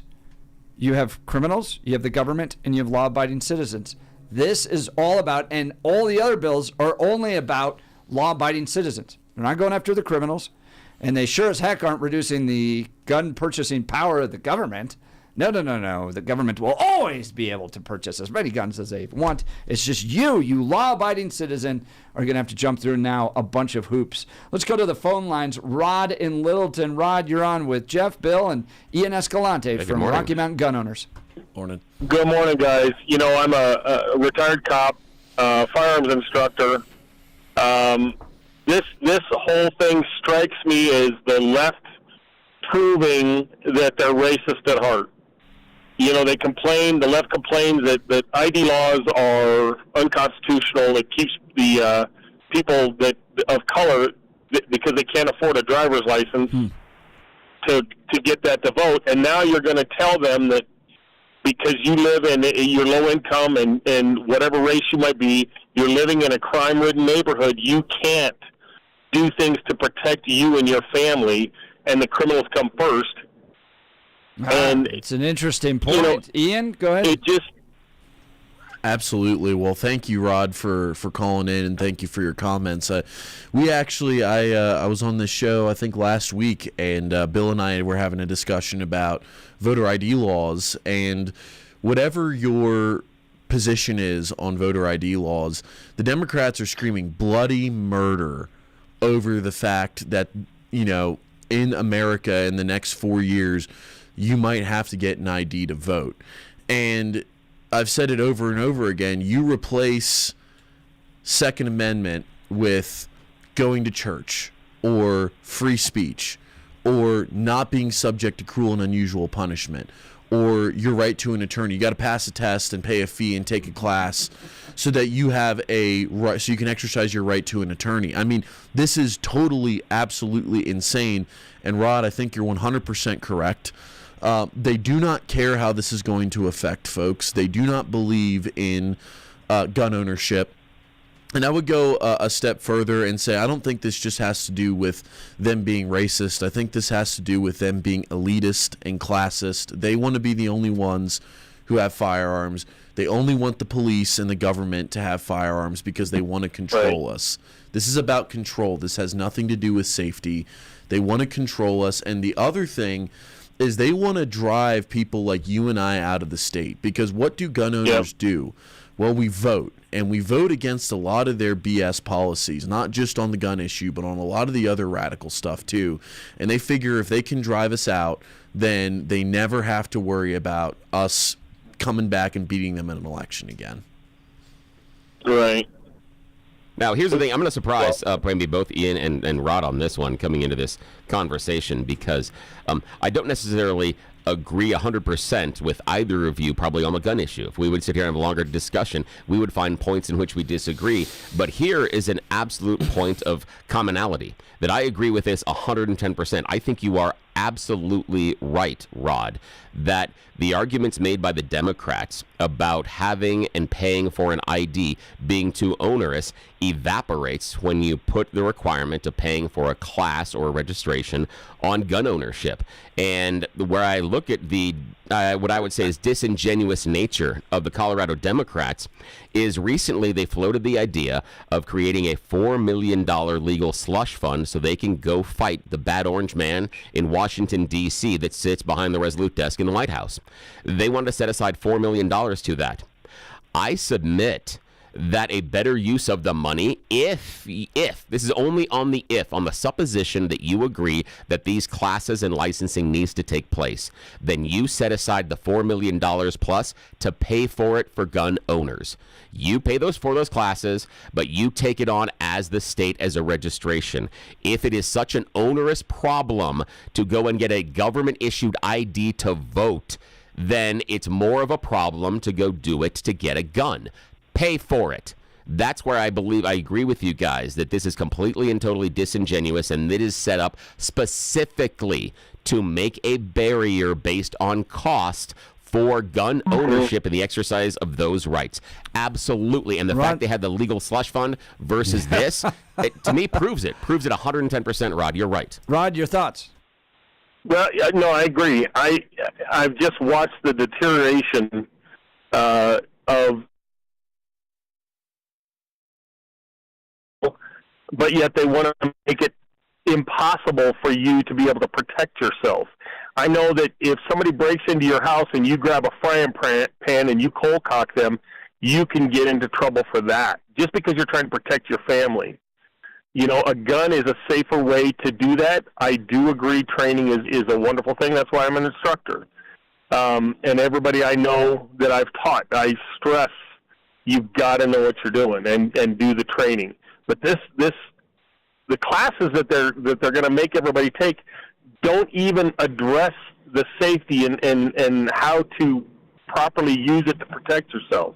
Yes, Ron, I got to jump on that. Live fire that Ian pointed out, Ian Escalante of Rocky Mountain Gun Owners here in studio with us. No live fire in the 12-hour class. I'm sorry. One of the things that I've been arguing about vehemently is why I like the idea of the concealed carry permit class is because if you have to pull that firearm to defend you or your family, I want to make damn sure you stop the threat. I don't want you to miss. Exactly. I want to make sure that you are as effective as possible with that firearm. If you are sitting there in some sort of a mass shooting event, if you have to defend somebody at the park, at the grocery store, at the mall, at a movie theater, if you have to defend your family because someone's breaking into your house, you damn well better hit what you're shooting at. That's what I want. I want you to end that threat now and to be as good at it as possible. I mean, I think we shot a little bit on my concealed carry, but really the only thing I remember from my concealed carry classes is you're going to face a hell of a lot of legal consequences when you pull that trigger. Yep. So it better be life-threatening. And look, I don't disagree. Right. I appreciate that. But what else am I going to add on top of that with regards to AR training? I don't know. Ian, do you want to answer that? Like, what am I going to learn now that I didn't learn under concealed carry? Sure. So and I want to make this clear because, you know, the anti-gun trolls on the internet are always moaning about how, well, Rocky Mountain Gun Owners doesn't support training. Why do you have a problem with training? It's actually completely untrue. I tell people, Dudley Brown tells people, we all tell people, if you're a new gun owner, you must go get training. As a responsible gun owner, you must get training. But here's the deal. When you mandate it, and you turn it into this weird scheme that we're seeing with not just the I think Bill and I aren't going to see eye to eye on the concealed handgun new regulations. That's another conversation for another day. But when you make it mandatory, it becomes like a driver's license.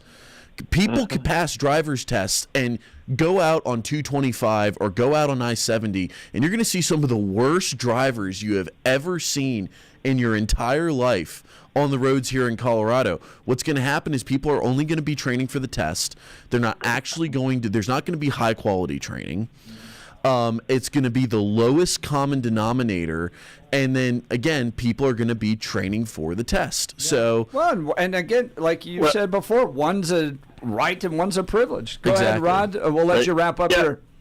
Okay, and one of the things that I enjoy most about teaching is when we sit back, we've gone through all the information, and we talk about the what ifs and go through some scenarios. I had a client who said, well, because he was having some issues with an HOA board, and he was worried about somebody breaking into his house, and he said, well, I'm going to sit on the landing that overlooks my door, and I'll just pick them off. And I said, you might want to think about that. Yeah. That's not going to be a good choice. So we talked it through, and I explained to him what the potential problems with that were, and, you know, he understood and learned from it. Those are what I want to see in a gun class, I want to see people talking about the different scenarios and not just working to the test. But, I mean, the test isn't always going to do it. Like, I understand we have school shootings. Believe me, very clear we have school shooting issue in this state. But where are the AR-15 problems that are so numerous that we now have to make everybody go through a 2-day class? Like, are there? There are none. I mean, that's. I don't. Maybe I'm missing it, but I pay attention to the news all the time. Do we have a lot of people misusing their AR-15s?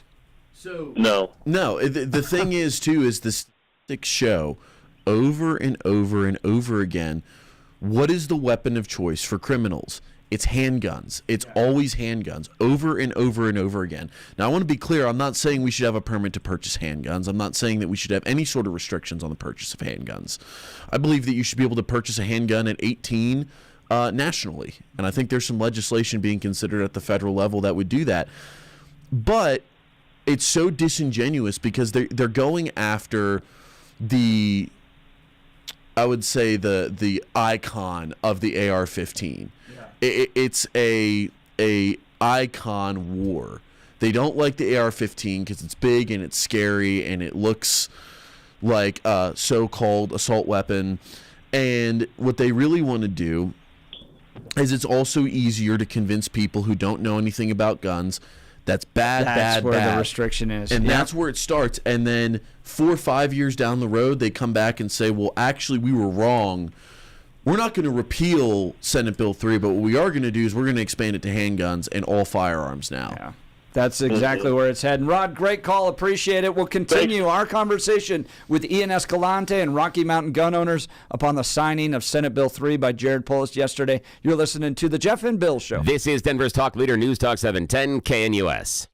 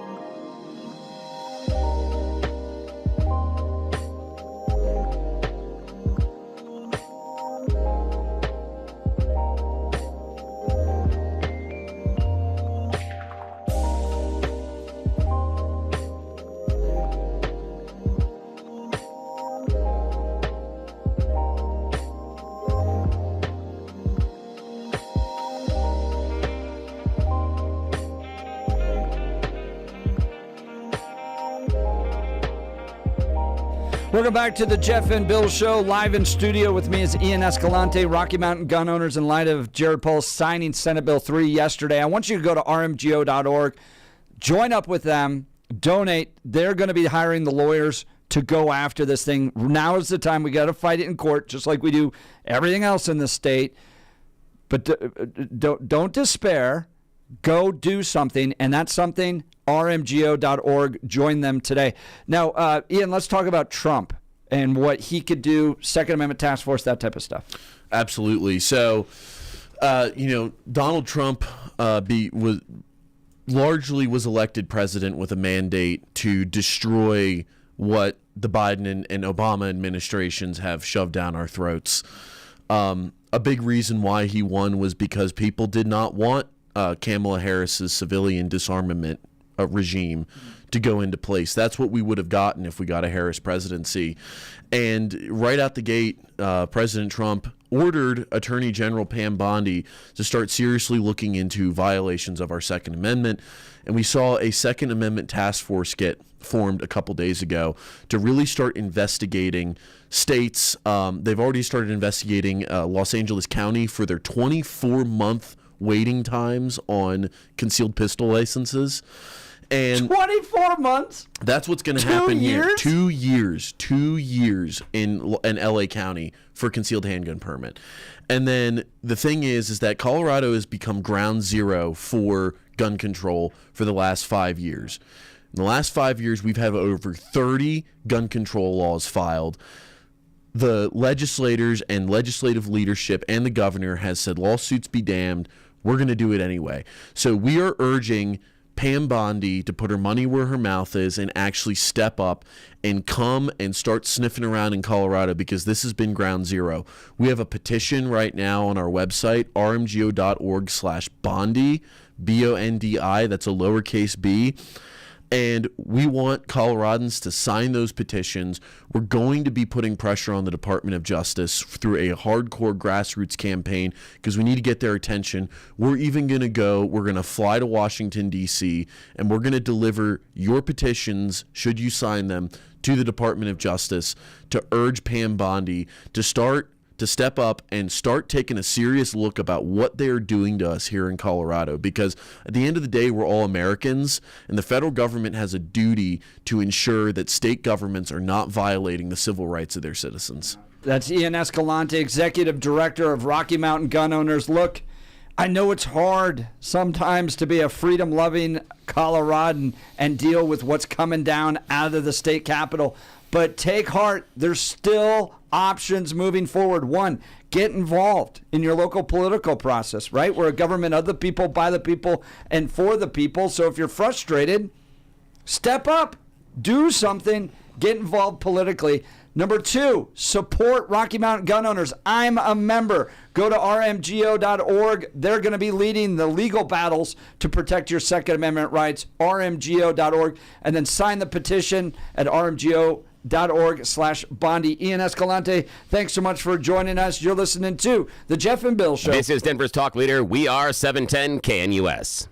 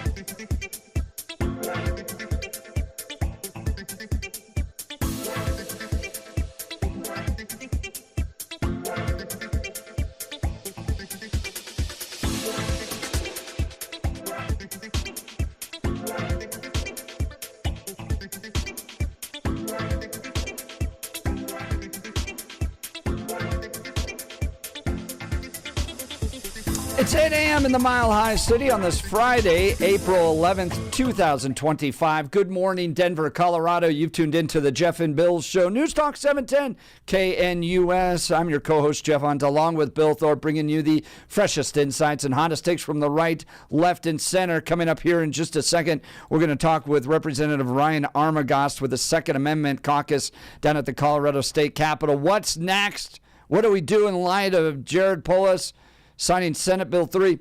I mean, it was 12 years ago that if a Democrat lawmaker even introduced a bill to restrict your gun rights, they were recalled in special elections. Now you got a governor signing these crazy restrictions. We're going to get to the details with Ryan Armagost coming up, but let's go to a quick phone call, Bill. Let's go to Spencer in Elizabeth. Good morning, Spencer. Yes. You're on the Jeff and Bill Show. Morning.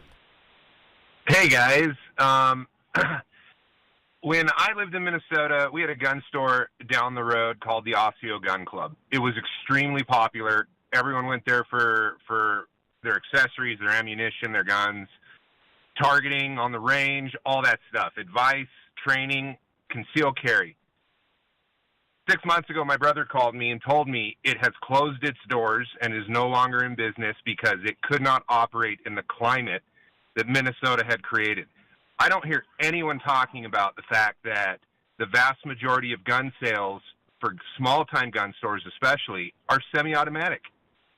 So it seems to me that this bill is designed to attack on two fronts. And the one that I don't hear being discussed is the fact that FFLs, small gun shops, they're going to go out of business. They can't stay in business. These people aren't retiring millionaires. You decrease their gun sales in this category, you're going to have to drive to a Shields or a Cabela's or multiple hours, long miles to try to go get the things that you need. And obviously this isn't the whole thing, but this is a major piece of the puzzle that I just don't hear being discussed.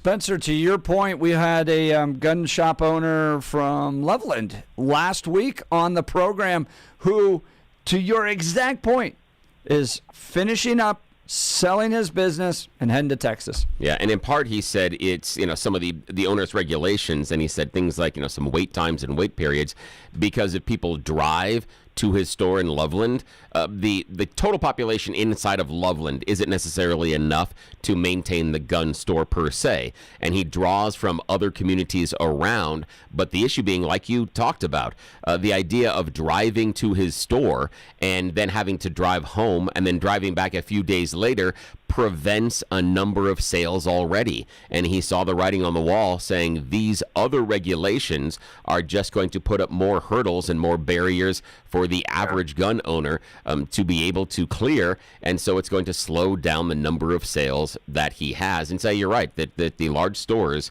are going to be the ones that are going to be most profitable based on this, because yes, you're right, the smaller gun stores will most likely close because they operate on such a small profit margin and such a small constrained list of customers. They don't have the large set of customers like Cabela's do, and the Outdoor Sportsman shows. Yeah. Spencer, great call. Thanks, I appreciate you bringing that up. We got Ryan Armagost coming up here in just a second. Now it's time for Blake Olson. Blake Olson. Blake Olson, news and comment.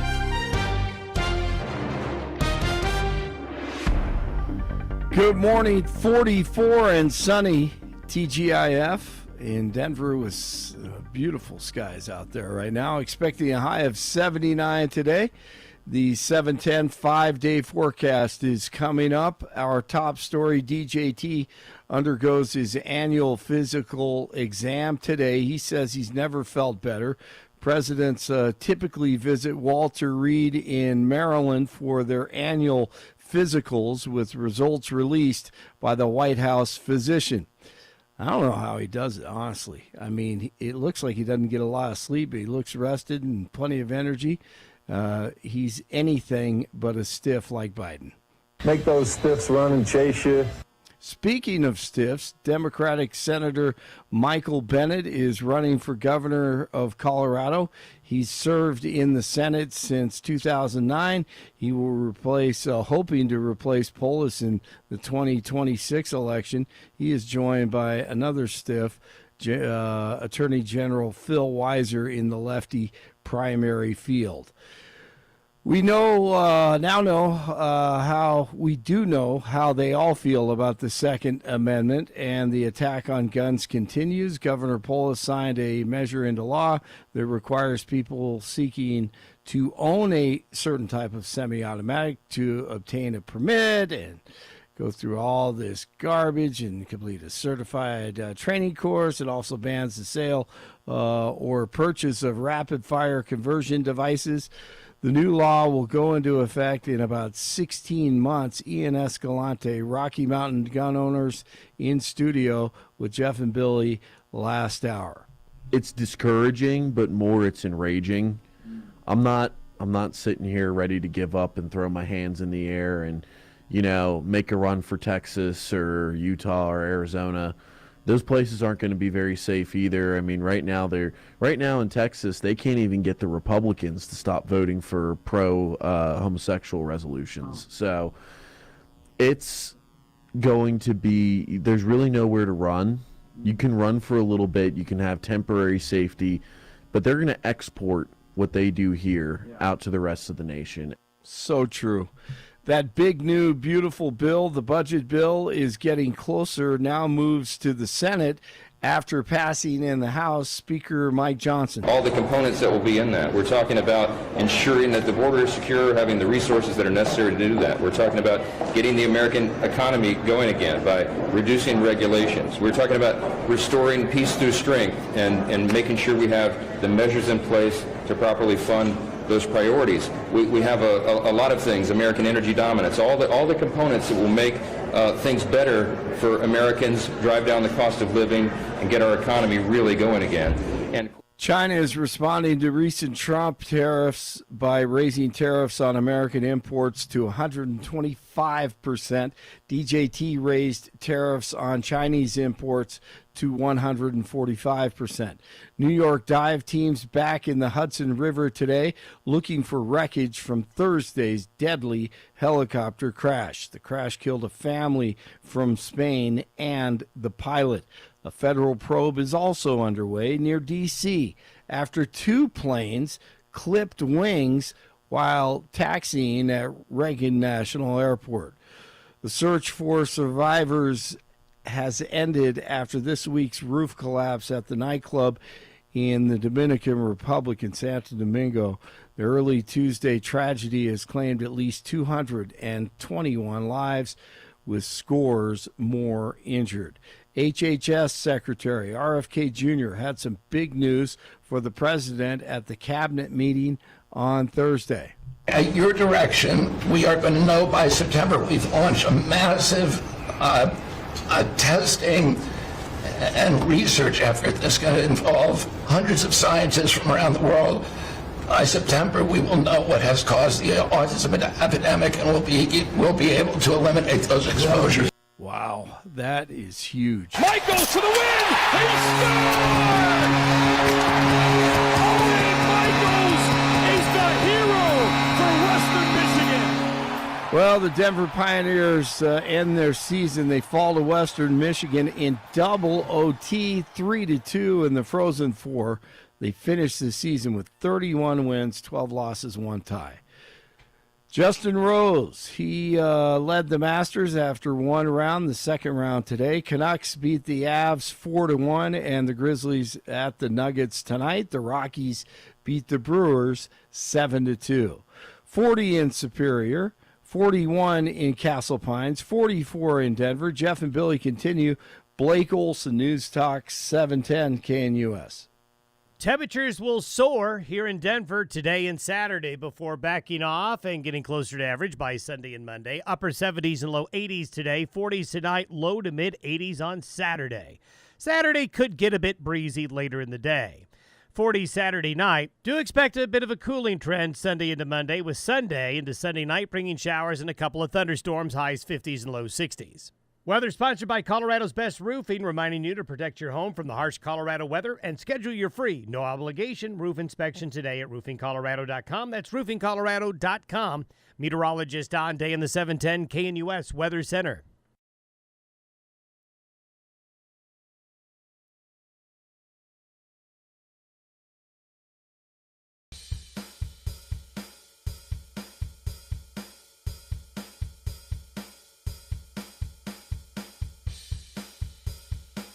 Welcome back to the Jeff and Bill Show. So Billy and I are going to be live at the IHOP next Wednesday in Lakewood. It's a live broadcast. This is really cool. So if you've never been to one, we set up the entire operation here just at the IHOP in Lakewood, and so you get to see all the cameras and the computers and the radios and everything that goes into a big production. And that's why we appreciate our team, Adam Walker, John Corbliss, Mark Crowley. Everybody here is great. It's a lot to put together for this show. It is. And you can come see that, so you get to see kind of how it works. Then we provide a deal. For $7.10, you get an incredible breakfast, don't you? Yeah, $7.10. And this is something that Mike Boyle has helped us hook up with IHOP for you. We are going to make sure that you start your day properly. $7.10, eggs, bacon, hash browns, and, of course, their world-famous pancakes. That's $7.10. You swing by the coffee shop after you get that milkshake that you're pretending is actually coffee, and you throw a muffin in there. Far beyond $7.10. You go run through the fast food place, much more than $7.10. I don't think you can get out of places like Panera or Einstein Bagels for $7.10. But we're setting you up with eggs, hash browns, the entire works, including the pancakes, $7.10, made fresh, and a little silly entertainment while we're at it as well. So come on out and say hello. Even if you only just stop by just for a cup of coffee, we would love to see you. We'll take pictures with you. We'll goof around. Jeff and I have a lot of fun off air. So those times in which, what are those guys doing when the commercials are going on? Well, we're going to have a chance to sit down and just have a personal one-on-one conversation. We'll go from table to table. We'll chat with you. So, yeah, and whatever's on your mind. Nine times out of 10, I don't end up talking politics with people. We just talk about totally other stuff. But it's great just to connect with you and joke to get around to know you. Yes. It's a ton Take of fun. silly pictures, and so, yeah. Even if you come by for a second or you hang out for all 4 hours, we'd love to see you Wednesday. Yes. Next Wednesday. I think that's the 16th. Yep, the 16th. 16th, 6 a.m. to 10 a.m. Yep. Wadsworth, Alameda. Yep. In IHOP in Belmar. Belmar. So right there in Belmar. Yeah, I've got some stories that maybe we will regale you with of what I did in Belmar when I was a high schooler. Some of those things aren't legal. But that depends on whether or not my mom's listening and Sheriff Steve Reams and some other people that might be listening as well. And George Brockler. So we'll see about what we may share there. But Statute of limitations. I know, exactly. It's like I'm returning to the scene of the crime. Several crimes. So we'll see. We'll talk about it. Yeah. All right. We've been talking Senate Bill 3, what Jared Polis signed yesterday. Ian Escalante, Rocky Mountain Gun Owners, was in studio in the 7 o'clock hour. I want to go to lawmakers that were down there, what they saw, and what to anticipate coming next from the Democrats and these gun grabbers, Second Amendment violators down at the state capitol. Joining us now is Ryan Armagost. He's with the Second Amendment Caucus down at the Colorado State Capitol. Representative Armagost, thanks for taking time to join the Jeff and Bill Show. Yes, good morning. Good morning. Good morning. Thank you guys for having me again. Oh, rough day. Tell me what was going through your mind yesterday when you saw, because it was kind of sprung on everybody. They didn't even do this publicly. They kind of, secretly did it. We were shocked here on the Jeff and Bill Show because we thought Polis was going to let it languish on his desk so that it would become law, but he didn't have to take ownership of it. Instead, he put his John Hancock on this sucker. That's a surprise, isn't it? Yeah, it's definitely a surprise. Everything kind of came to a surprise. And the timing, I mean, we were in the middle of our third reading on the budget, so we were completely consumed on the House floor. And I got a text from somebody outside the building that was asking if I had heard that he was going to be signing it. And I said, let me confirm. And sure enough, I reached out and got confirmation that it was happening, and just unbelievable. So I think some people kind of rallied around here, but at that point, there's no stopping it. But yeah, I think everyone was under the assumption that he was just going to passively let it slide into law, knowing that, he still had some endeavor of maybe a presidential run sometime in his future. But holy cow, if you want to put the nail in the casket on that one, I think signing that into law, even though it turned into what it turned into, which is kind of what he was okay with, it's still something that is completely unconstitutional, is completely going to be something that will be looked at whenever his name comes up in any conversation, for sure, in the future. Yeah, a lot of the conversations with our listeners today is, all right, it looks like he's just going to head on over and become a U.S. Senator now. Presidential aspirations done for Jared Polis. But look, we still got a few weeks left of this legislature. What are we going to see coming next regarding Second Amendment issues down at the Colorado State Capitol? Well, we're still seeing a lot that is, I think we counted 23 bills this session that had firearm in the title of the bill or in the language of the bill. So a lot of different things that I think people, they see these big, shiny objects being Senate Bill 3, and a lot of these just kind of fly under the radar. There were a lot of people that have been involved the entire session, but some people get so hyper-focused on the big things, and all these smaller things that tie into it pass through into law. I don't know how much we're going to be seeing making the calendar between now and the end of the session. I think the gist of what we were going to see has already been introduced and read, at least in committees. So I'm pretty sure everyone has a pretty good familiarity of what the nonsense is that's out there at this point. But the fight isn't over. I think the biggest thing people need to realize is there's still opportunity to be heard in committees. There's still opportunity to get down here and testify and have your voices heard. Otherwise, reaching out to your legislators, reaching out to the governor to make sure we can't have more of this getting signed into law the way this year is going, being what's going to put us as the most progressive Western state in the U.S. here. So this is it's gotten really bad. This is definitely the worst year we've seen in doing this, but we definitely need to be coming together, and I think this year really did that in the firearms community of getting people together, working together to really get voices heard and reaching out to legislators and taking action to making sure this isn't going to keep happening year after year, chasing more firearms businesses out of Colorado. I think a Rubicon's been passed. I ran lobbying teams down at the Colorado State Capitol, and the Centennial Institute was super active. I remember when on abortion, they got through totally unrestricted abortion, right? And we raised a lot. I mean, there was a 24-hour filibuster that took place down at the state capitol, had a huge rally, and they pressed that through. They have not faced any electoral consequences on it. So, in light of it, they now are doing taxpayer funding for abortions. They won't allow any type of medical oversight on abortion. They're just going. It is just wide open for them.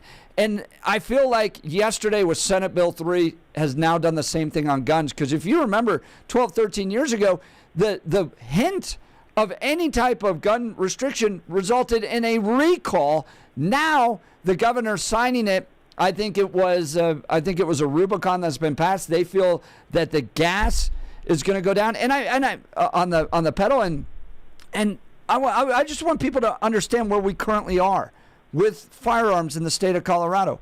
You have to go through a 3-day waiting period, an FBI background check. If you want to get a concealed carry, that's now been extended, an 8-hour class with shooting, with the test that you have to pass.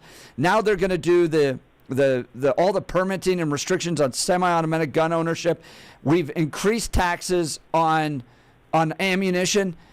At this point, Ryan Armagost, what else do you anticipate Democrats to do with regards to guns?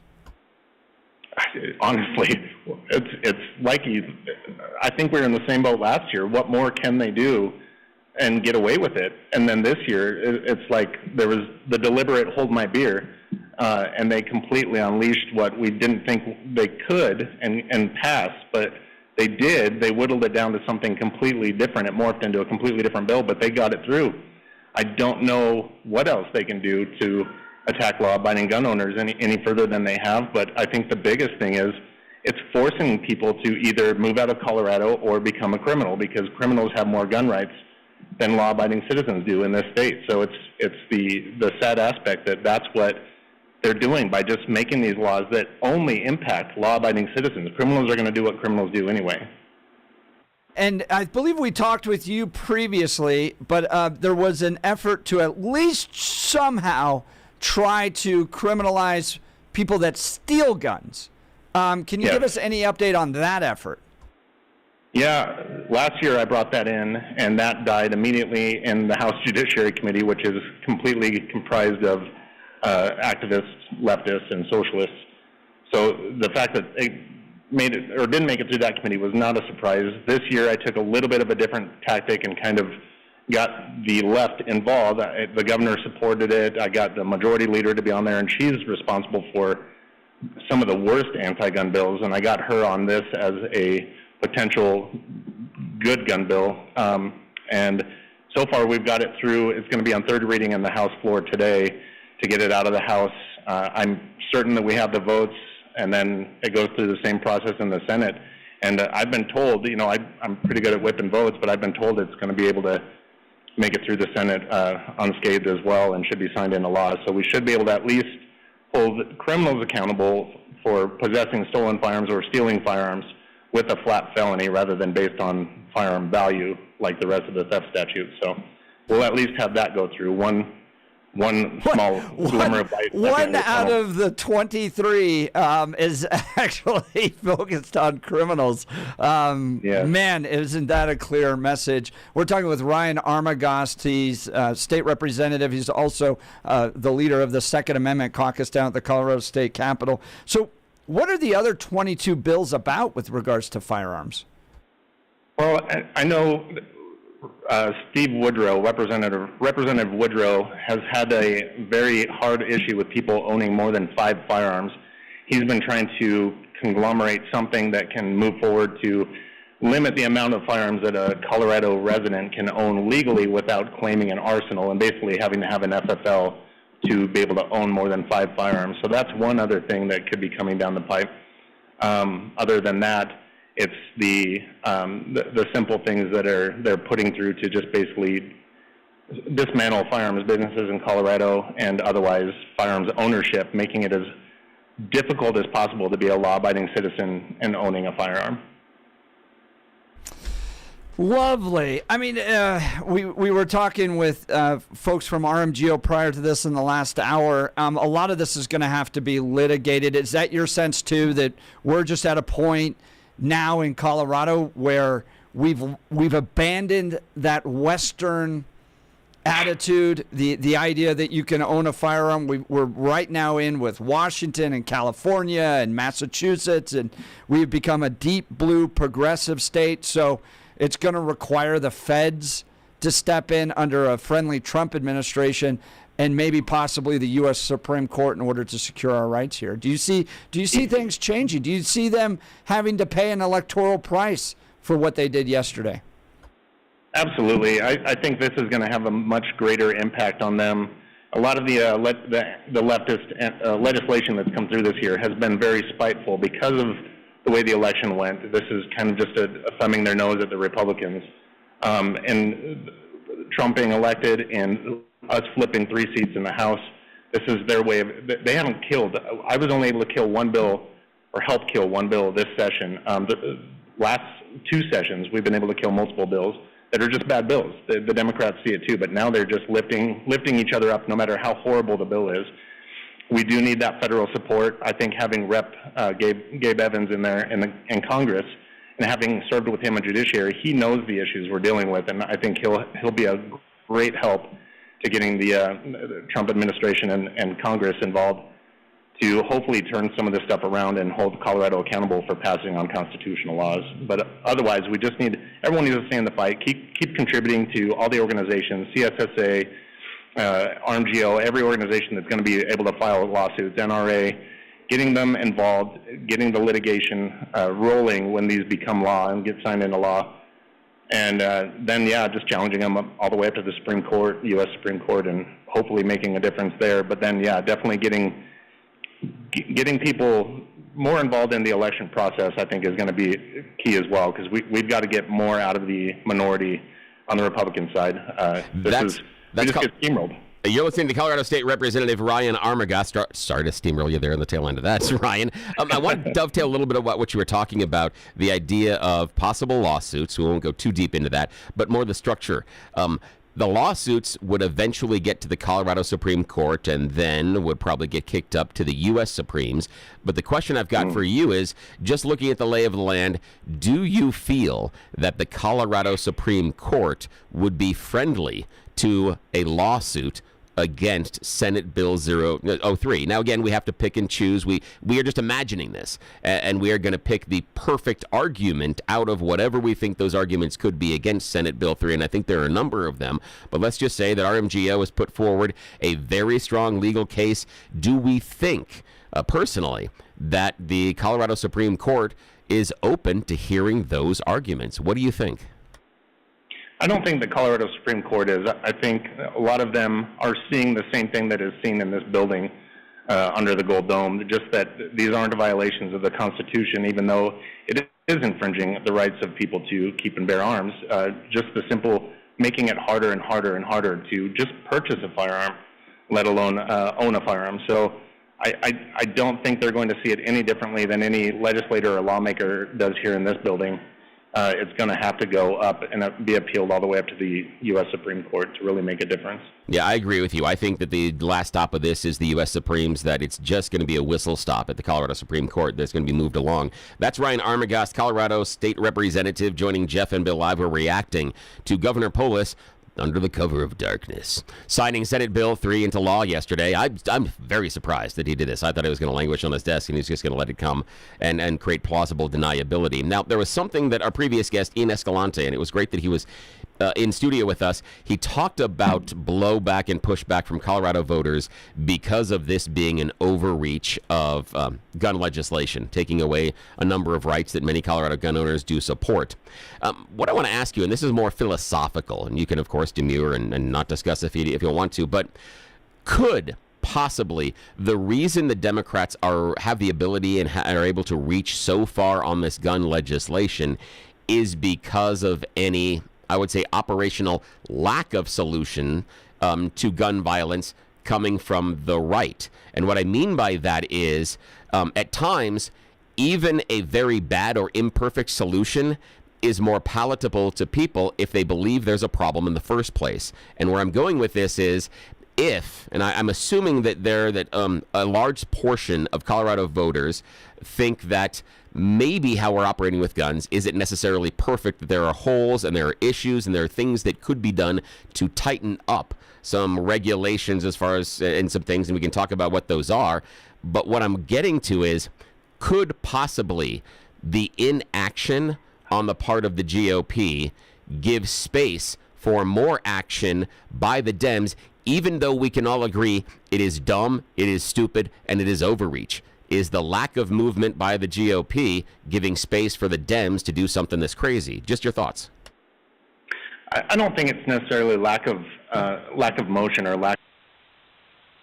I think the issue is the valid response, and I know there's a lot of pushback as far as meeting in the middle on anything. Jeff brought up abortion earlier. That comes to the same line where you're either pro-life or you're pro-choice. But there, when we're both throwing something at the wall and not meeting in the middle, there's just always going to be that argument. The same would apply with guns in a lot of cases, because there are people that have, on the record in this building, said that not everybody should have the right to own a firearm, and everyone should earn their right to own a firearm. Anyway, the extreme side to argue that would be, well, we need constitutional carry. Everyone should be able to carry openly without concealed permit. Should be able to conceal carry without a concealed permit. Sorry, but just going so far that there's no way they're going to agree with us. I think for me the issue is just bringing those common sense arguments to the table, like why can't we just punish the criminals? Not punishing the tool or the individual that owns the tool, but punish the criminals that are doing illegal things with firearms. So I think just bringing more of that kind of legislation to the table, I try to encourage my colleagues, we need to work more on these policies that will actually hold the criminals accountable and show them that it works. We can get these kinds of bills through, but I don't think it's for lack of action. I think people just don't really think that there's a hope in getting that middle ground. Let's stop addressing this and start addressing this. I got Colorado ceasefire to lobby my bill for penalties for theft of firearms. So, getting some of them, pulling them from the other side to look, this is common sense legislation. We can work on this, and it addresses the problem better than banning guns for everybody. But I think that's been the problem that we've had, is people just want to say, well, if you're going to do this, then I'm going to push this bill, which is, it turns out being a messaging bill rather than doing anything that does any effective improvement for Colorado's now diminishing gun laws. So yeah, that's a wonderful argument that you make there. Like, you're listening to Ryan Armagost, Colorado State Representative. That's a wonderful argument, I believe, that you make of the idea of punishing the individuals that make the bad choices with the guns, not punishing the gun owners, understanding it's a Second Amendment right and giving people the opportunity to own a firearm, but then increasing penalties and punishments for when you use that firearm irresponsibly. That seems incredibly logical and incredibly reasonable. And unfortunately, the logical and reasonable doesn't fly in Colorado right now. And I'm sorry about that. I don't know what we can do about that. But yeah, that's really smart. That's very intelligent. That's Ryan Armagost you're listening to, state representative upon the historic passing of Senate Bill 3 and the signing by the governor that took place yesterday. A deep violation and infringement of our Second Amendment rights. What has come to the state of Colorado? Well, Representative Armagost, text messages coming in of people from people appreciating what you're doing, calling for the Second Amendment community to come together to fight this. Thanks for what you're doing at the state capitol, and thank you for taking time to join us this morning. Yes, thank you, sir. Thank you so much. Thank you, gents. All right, want to talk to you about our friends over at the Colorado Farm Bureau. Whether you pulled out your skis or snowmobiles this last winter, it was a great year for winter fun, but the snow means even more to Colorado ag. And I want you to know that our state's farmers and ranchers are doing their part to protect our future water resources. You know the old saying that whiskey's for drinking and water's for fighting. That's because in Colorado, water's more valuable than gold. And the people of Colorado agriculture always have conservation, efficiency, and reuse top of mind when it comes to water use. As the metro area continues to grow, the Colorado Farm Bureau leads talks with state policymakers about preserving water for all areas of the state as pressure on the water system grows. Look, it's going to take all of us to find a solution. My friends at the Colorado Farm Bureau are leaders in water conservation, water policy. They understand how to balance water for crops and water for families, and they're doing more with less. You can do your part. I recommend you join and become a member today. Go to the ColoradoFarmBureau.com. That's ColoradoFarmBureau.com to join. ColoradoFarmBureau.com. Great folks over there, and support the work that they're doing. All right, we'll continue. I'm open to phone calls and texts at this point. We'll open the lines 303-696-1971. Text us on the Dan Caplis Law text line 720-819-5115. Yes, Just sir. Talking about the Dan Caplis Law text line, one of the things that I would love to hear on the Dan Caplis Law text line, I'm using it intentionally, because what would be your angle in the law to attack this? Where we've heard from Ian Escalante, we've heard from Ryan Armagost. For you playing out there in the listening audience, playing armchair lawyer, what do you think the weaknesses are? If you had this idea that you're going to put together a court case and you think you can fight this based on Second Amendment grounds, based on the law, where do you feel the Democrats have stepped on the rake and maybe don't understand how this thing is going to be overturned? It's going to have to get to the Supremes, the U.S. Supremes, not here. So understand that's the court you're going to be arguing this in front of. What's the argument you make? Where do you think the Democrats have effed this one up? I would love to hear. Yeah, and good question, because there's angles on the essentially like the poll tax, right? Yeah. For you to be able, and someone just texted this in, probably this class is going to cost $200. So for you to purchase a semi-automatic rifle with a detachable magazine, you're going to have to pay $200. Yep. Is that constitutional? Yeah. Is Do it you think that? the unfunded mandate? Do you go after that? The idea that you are designating that local sheriff set up an entire program, create the program, can't derive any revenue from it because the money gets kicked back to the state for some ungodly reason, and then they have to then create an additional fee on top of that. And I do think the idea of having to pay to take the class can absolutely be a barrier in this case, and I think it says a lot that the Democrats were willing to set up a legal fund to fight Trump, but not willing to set up a legal fund to ensure that people would take the classes. So, yeah, if you had to argue this thing, what do you think it is? And is this going to encourage you to buy a gun? Are you going to look in the next 8-9 months? Is this going to make sure that you go out there and purchase a firearm? And if so, why?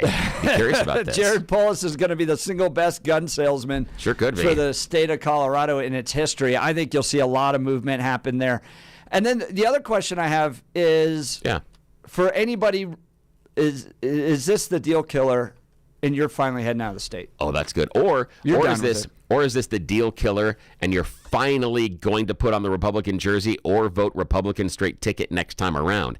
Is this the killer? Interesting. Yeah, lots is this the one that you're going to about. fight back on? I'm curious.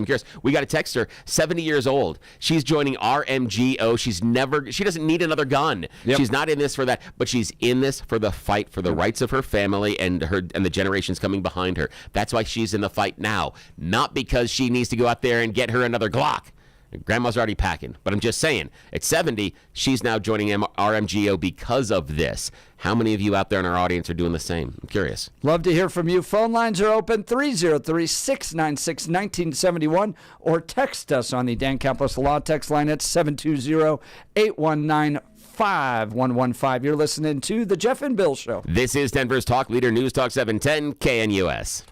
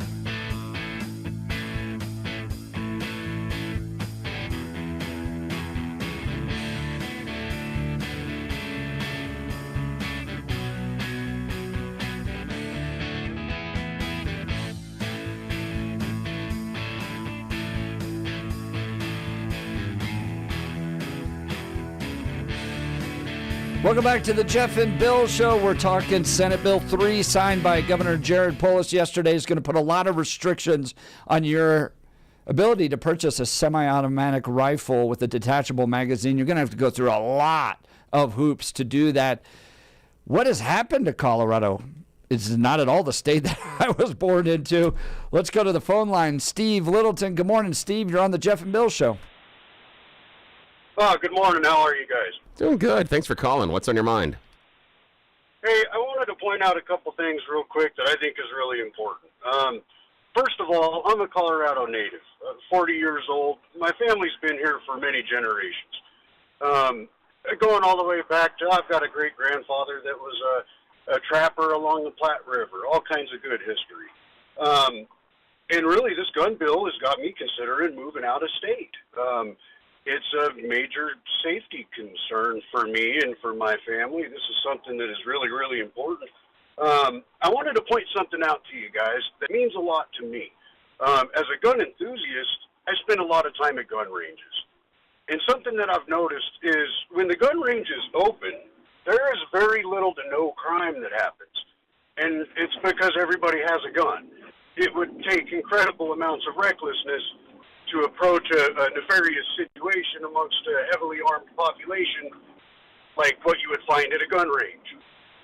And I think that that is incredibly important and worth pointing out. As soon as all of these Democrats think that they're right and they're convinced that they're right, their learning stops. And that becomes just next level dangerous at that point. And Steve, to your point, first of all, on the gun ranges being a safe place, I always like to point this out. It's not that Democrats have problems with guns, because the state capitol, where all these Democrats work, the entire place is protected by people with guns. You can't even take a gun, if you're not law enforcement, into the Capitol. And there are people at every door with guns protecting those in the state legislature. What they don't want you to have is a gun in your own home. Absolutely. Absolutely. And correct me if I'm wrong, my understanding of the Second Amendment right is we're supposed to have basically two different forms of firearms. One that is for hunting and things like that, and another that's suitable for use in the militia if that ever becomes applicable.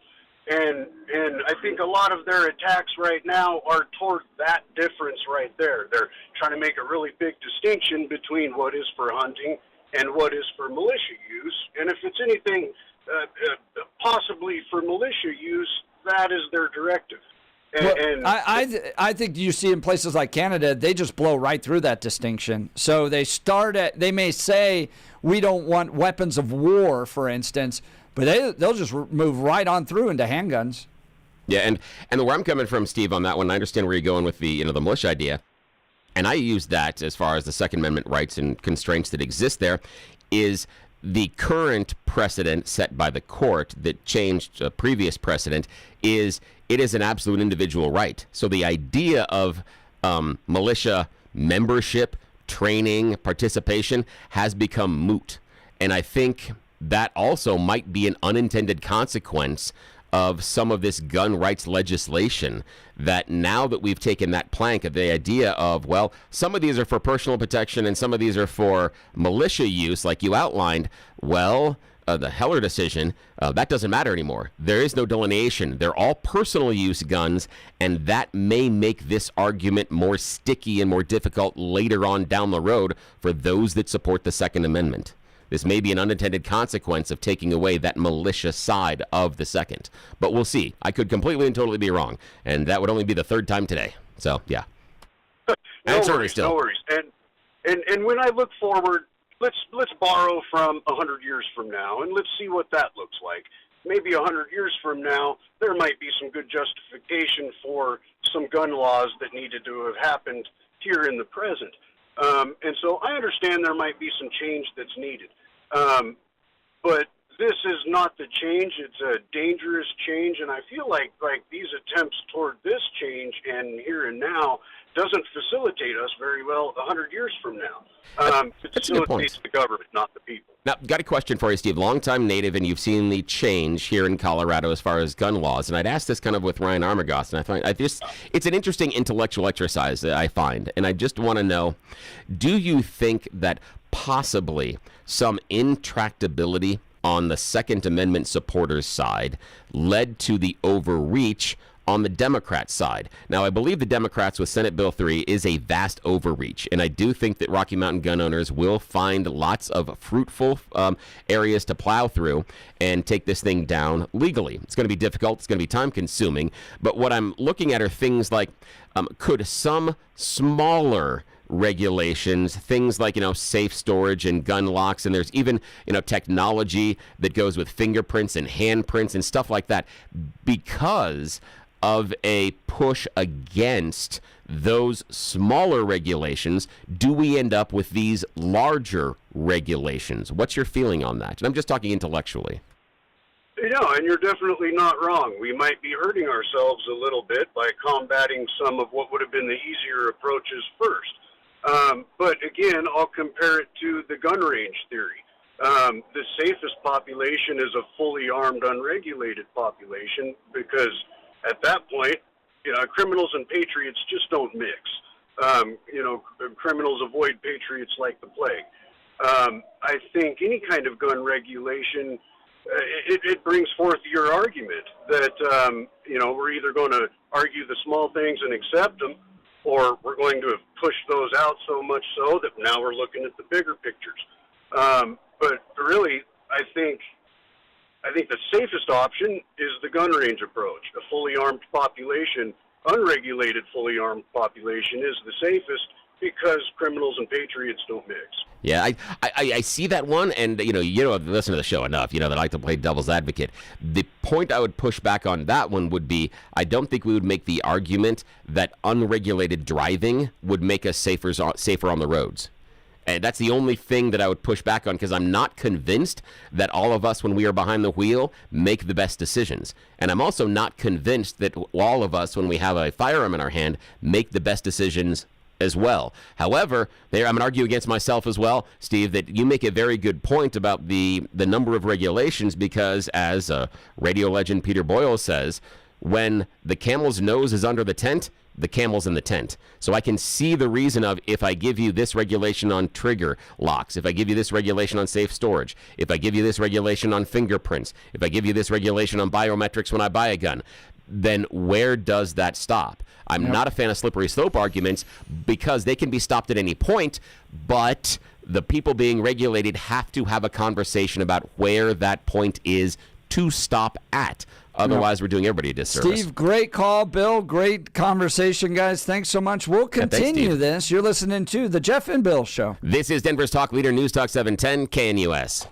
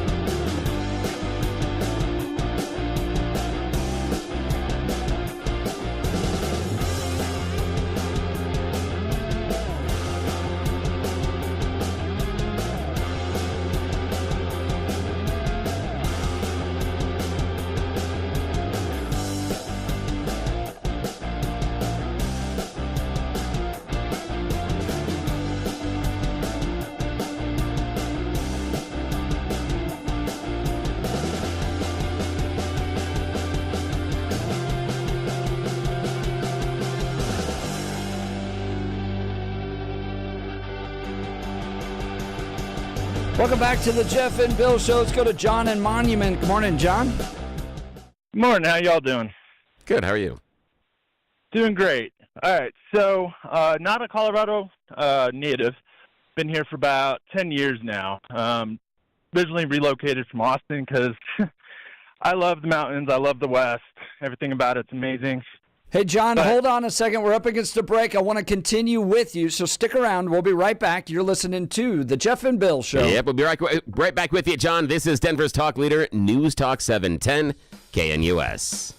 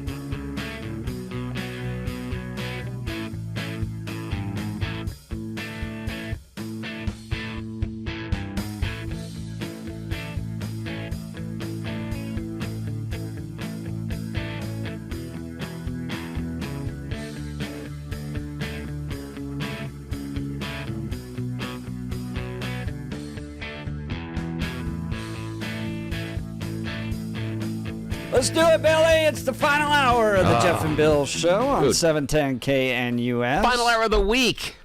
This is the wild one. Oh, yeah. This is the one where we tell Kelly Michaels to just turn the radio off. Yes. This gets real wild. This is the one. This is the one where we go full Elon Musk and even microdose ketamine. Maybe not. Maybe don't do that. You're listening to the Jeff and Bill Show. News Talk 710 KNUS. Just a little bit past 9 o'clock on this Friday, April 11th, 2025. Yes. As soon as this is done, Bill, I'm heading down to hang out with some real wild animals. Uh-oh.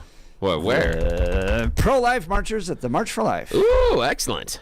It's a bunch of mostly Catholics. That's fantastic. They can get a little rowdy. Those Catholics can get as a Catholic myself, and one time a Catholic school kid. Yes, we can. yes. Some of my friends might have been expelled from Catholic schools. Little too rowdy. Yes. So if you're down at the March yes. for Life, say hi. Would love to see you. It kicks off at 11 o'clock down at the Colorado State Capitol. The remnant, those of us that still believe that life is sacred, gather in a totally pro-abortion state, but I'll be down there. We'll have some fun. Yeah, I'd be curious. Questions and stuff you can ask them. Things like, what do you think is the best argument for being pro-life? If you had someone that voted for, in this past election, that voted for the idea of putting the abortion rights in the Constitution, what do you say to them? What about the idea, taking some of those other liberal questions and asking them how they respond. What do you say to someone that says this, that can do this? And the other one I'd be curious about are, what are the solutions, or what are the things that we can affect inside our society that would encourage women to not make the choice for abortion? So, because again, it's the pro-choice side. So in order to win this argument, don't you have to make sure the choice doesn't want to be made? Yep. Because as we saw, even with the gun rights that we're talking about, just saying, hey, if you're a criminal, you can't have a gun. Oddly enough, the criminals make a different choice. So just by saying it's illegal, always not the best. Yeah. So just saying we need to make it illegal doesn't work. Not how only do you make sure the choice isn't necessary? The phrase is, how do we not just make abortion illegal? How do we make it unthinkable? Yes, exactly. That's How do you make sure that choice is not the first, second, third, fourth, or fifth option? How do you create that inside a society? I'd be fascinated to hear that conversation. Let's go back to the phone lines. We got to John, and then that break snuck up on us. John, thanks for being patient. Yeah, thanks for holding, man. Continue your thoughts. Yeah, no worries. Like I was saying, I've been in Colorado now for about 10 years. I've definitely been noticing, as someone who's very politically active, the constant onslaught of the removal of our rights, right? I think we can all notice that, not just the gun rights, but, our freedom of speech, our rights, to religion, everything that we saw in 2020, what Polis did, so it's not that I think we need to, keep trying to, testify at these hearings and sign petitions and stand up and make our voices heard. Like, all those things are great. However, those only work when both sides are respectful of each other. And in this case, whether it be, the Republicans and Democrats, we are not on the same side, right? And the Democrats in power that have been in power for years now in Colorado, they're not just Democrats. They are radical left, people who want to completely strip us of our rights. We saw that last year with the people who sponsored the gun ban last year, actively and publicly supporting things like Black Lives Matter, all these really radical groups, standing up for, Hamas and Palestine, marching in the streets, and then going and writing laws that would affect the rights of Colorado citizens. So, I was part of some organizations back in Austin in the 2010s to where we had similar people coming in from California, from other liberal states, trying to change the laws of Texas, right? They were going to put tighter gun restrictions on Texas, which is just unfathomable, right? You think Texas, you think guns in the West and cowboys, right? But they were absolutely dead set on making this happen. So our organizations do not comply Texas and open carry Texas. We were like, okay, we will play along at first. We were doing the same thing organizations here, like, Rocky Mountain gun owners and everybody else is doing, and they're doing a fantastic job, don't get me wrong, but we had enough of that crap, right? We took to the Capitol, we took to the streets, we went armed, right? We open carried. We said we are not going to stop open carry until this discussion stops, right? Because this is not up for debate. Our Second Amendment is not up for debate. Period, right? Yet the people here in Colorado, and I'm not talking about citizens, I'm talking about, the supposed lawmakers, they don't care about any of that. They don't care about what we say, what we do. They believe in authoritarianism. They believe in socialism. They believe that we do not have the right to defend ourselves, that we do not have a right to stand up for ourselves. That's the problem here. We are not dealing with people who are dealing with logic and common sense and respect of our law of the land, the Constitution. Now, John, got a question for you on this a little bit. Again, sorry about interrupting there. A couple of things now. I think pushing back a little bit on the Democrats. I think there are some limits to how far left the Democrats can go, and the only things I'll put on the table in that discussion are Elizabeth Epps and Timmy Hernandez, who came out to be very, very pro-Hamas and Palestinian. In fact, I still remember Hernandez holding a Palestinian on the flag. He was, he's holding a Palestinian flag in a situation which is completely and totally inappropriate. They were bounced in the primary, so I believe that there are some limits. And what I want to ask you is, what advice would you give to Colorado conservatives that are a fan of the Second Amendment to make sure that the arguments they're making to the larger voting population are palatable? And where I went with Ryan Armagost was the idea of, if you are saying you can't do anything or place any restrictions on my right to own a gun, do you unintentionally enact more, I would say, liberal gun control laws? Because if someone is sitting there as a voter and saying, well, I want something to be done, even the unpalatable, stupid, boneheaded decision is doing something. So isn't doing something better than doing nothing? What is the argument you would make that would help Colorado gun rights supporters gather larger votes and larger representation in government? Where do you think we can go with this? Well, an alarming trend that I've seen over the past few years, that we're not seeing enough people who identify as Republican, Christian, Second Amendment come out to vote, for our state, right? They'll vote for, the federal, the national election, but when it comes down to voting for your local officials, I'm not really seeing the turnout that we should. And I think, to come back to your point there, is that, I would say it comes down to what that something is that's being done, okay? So there's a lot of people in the state of Colorado, whether it be native or, transplant, who believe, like me, that they're non-negotiable, right? There is no gun control. There is no compromise. We do not compromise on our Bill of Rights. However, with that being said, that's going to result in a lot of non-action, in my opinion. So I think what we need is lawmakers in Colorado, right? And we got some great Republican ones. Fantastic. Some of the testimonies I heard from them, man, we got some good ones.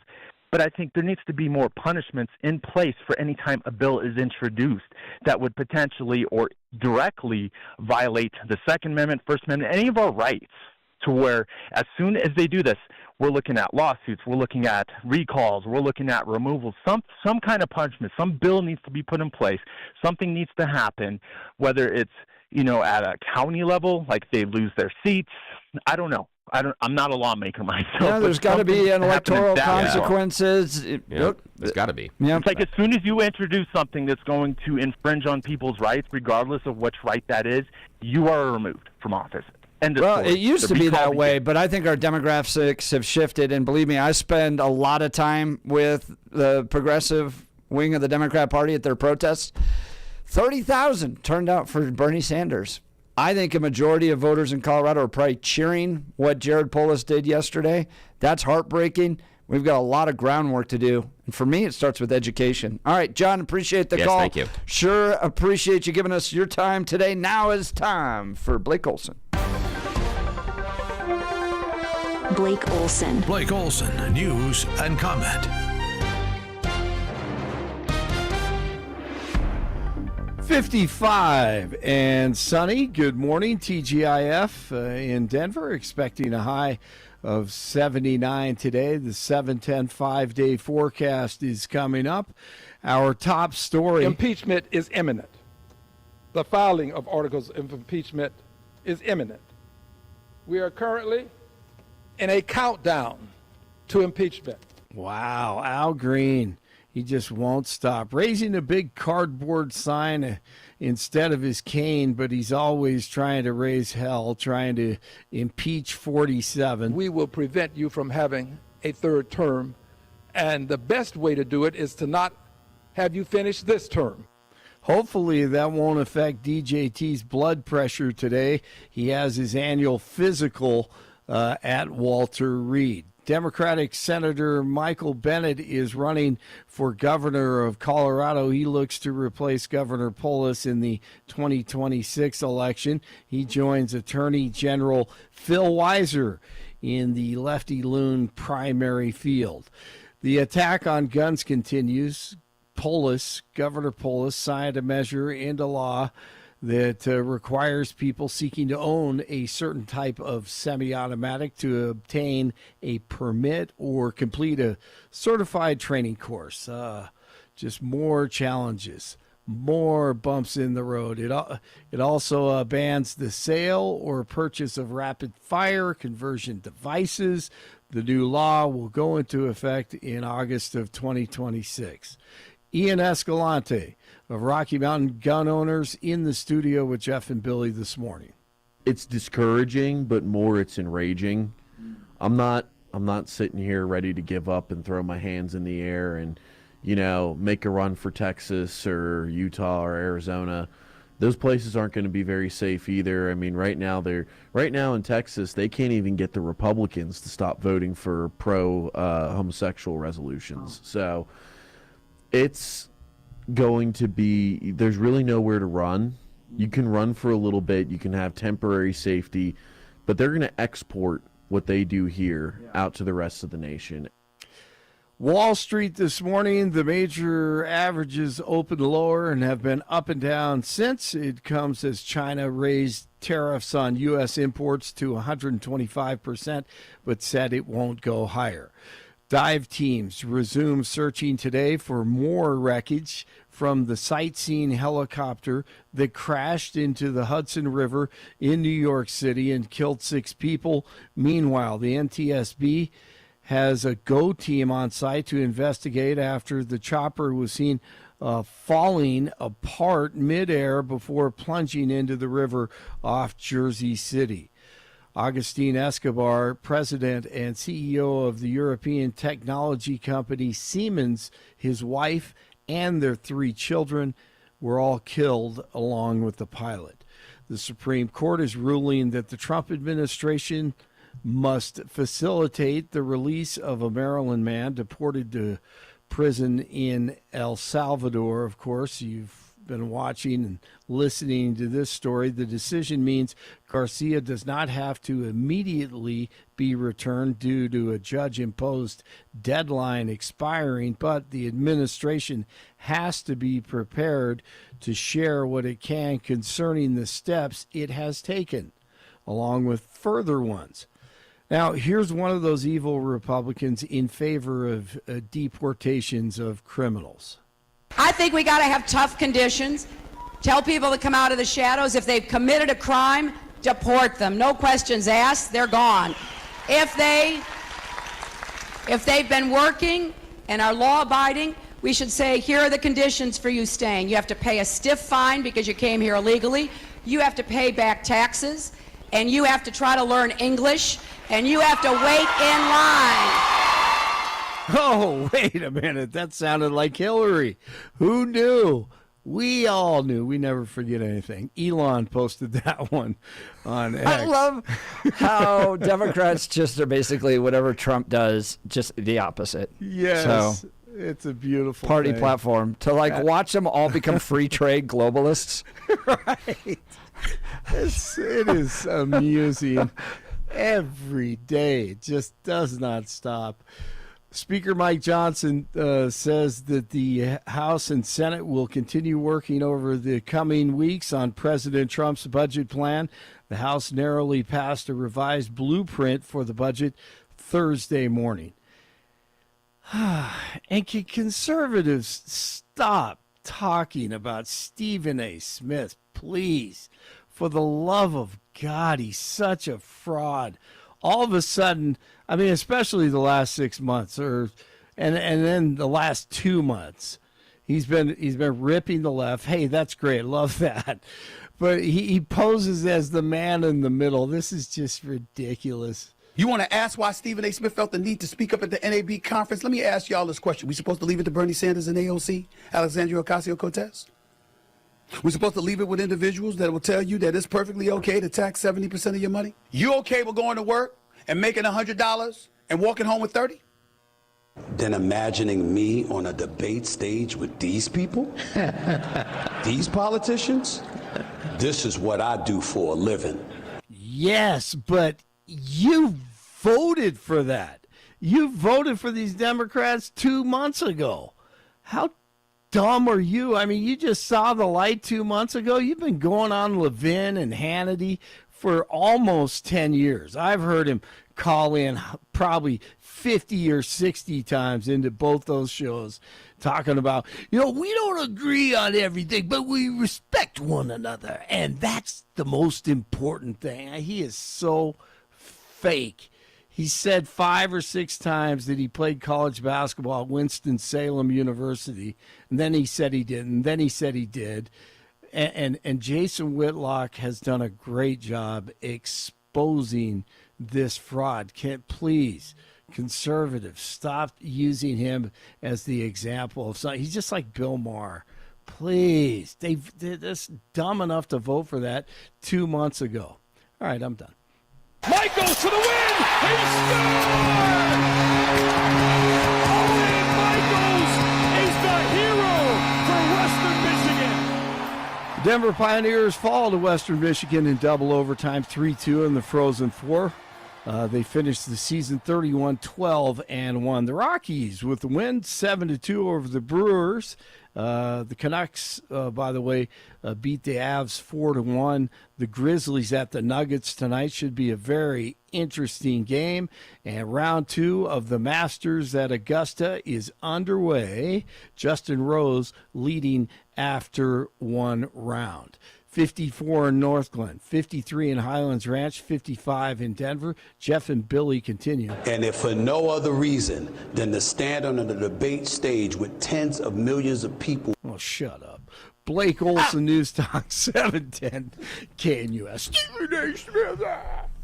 Temperatures will soar here in Denver today and Saturday before backing off and getting closer to average by Sunday and Monday. Upper 70s and low 80s today, 40s tonight, low to mid 80s on Saturday.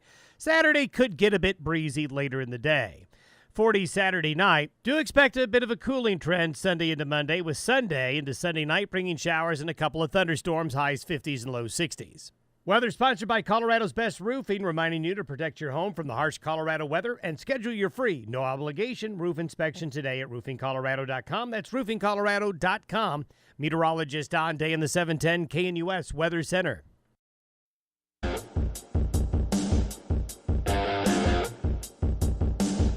He's feverishly writing a new poem about Stephen A. Smith over here and his love for Stephen A. Smith. Blake and I were just talking off air. Yeah, I think Stephen A. Smith is an asshat. I dislike him so much. I don't even know who the guy is. Oh, my God. Really? I dislike him so much because for me, it's all pomp and circumstance and very little substance. He has mastered the ability of emotional communication, and he is really, really good at it. But his level of intellectual communication is severely lacking. Yeah, so is mine. No, it's not. No, it's one of those things. One of those things, my friend. No one says, wow, what a great intellectual conversation you and Bill had. And now it's time for the Master of Misdirection. No, I'm just kidding. Yes, it is. Who's the Master of Misdirection? That'd be Jeff Hildebrandt to make sure. No, it's Jeff Hildebrandt. No, he's distracting us from our intellectual conversation. No, it's Friday. It's the last hour, and Bill and I have checked out 2 hours ago. So my brain stopped working about an hour ago. Somewhere in the midst of an Ian Escalante, Ryan Armagost conversation. Yes. So we like to finish with some cowboy poetry. And last week, Jeff Hildebrandt, we got the audience involved, and they loved it. It's time again for you at home to voice your choice of rhyme. So think about it carefully, then you can pick a parody. And just text the show and let us know before we're out of time. Your choices this week are between You Can Leave Your Hat On by Joe Cocker and Redheaded Stranger by Willie Nelson. So that's not fair. Text in. I know. Wow. I want both of them. Yeah. Text in. So hat on or redheaded stranger, okay. Yeah. Yeah. All right. Okay. So what you get to do is pick the cowboy poetry you're going to hear from Jeff Hildebrandt, and you're going to text in to the Dan Caplis Law text line 720-819-5115, 720-819-5115, and the choices are Leave Your Hat On or Red-Headed Stranger. Right. All right. So. And while we're tabulating, set. While we're tabulating, what else you got for us? Well, I thought I would offer a solution to the tariff turmoil. Most tariff tax is put on pause according to Trump's orders, except, of course, for Chinese goods that are shipped across our borders. We worry that those tariffs will lead to a recession. Our focus on what just might be is becoming an obsession.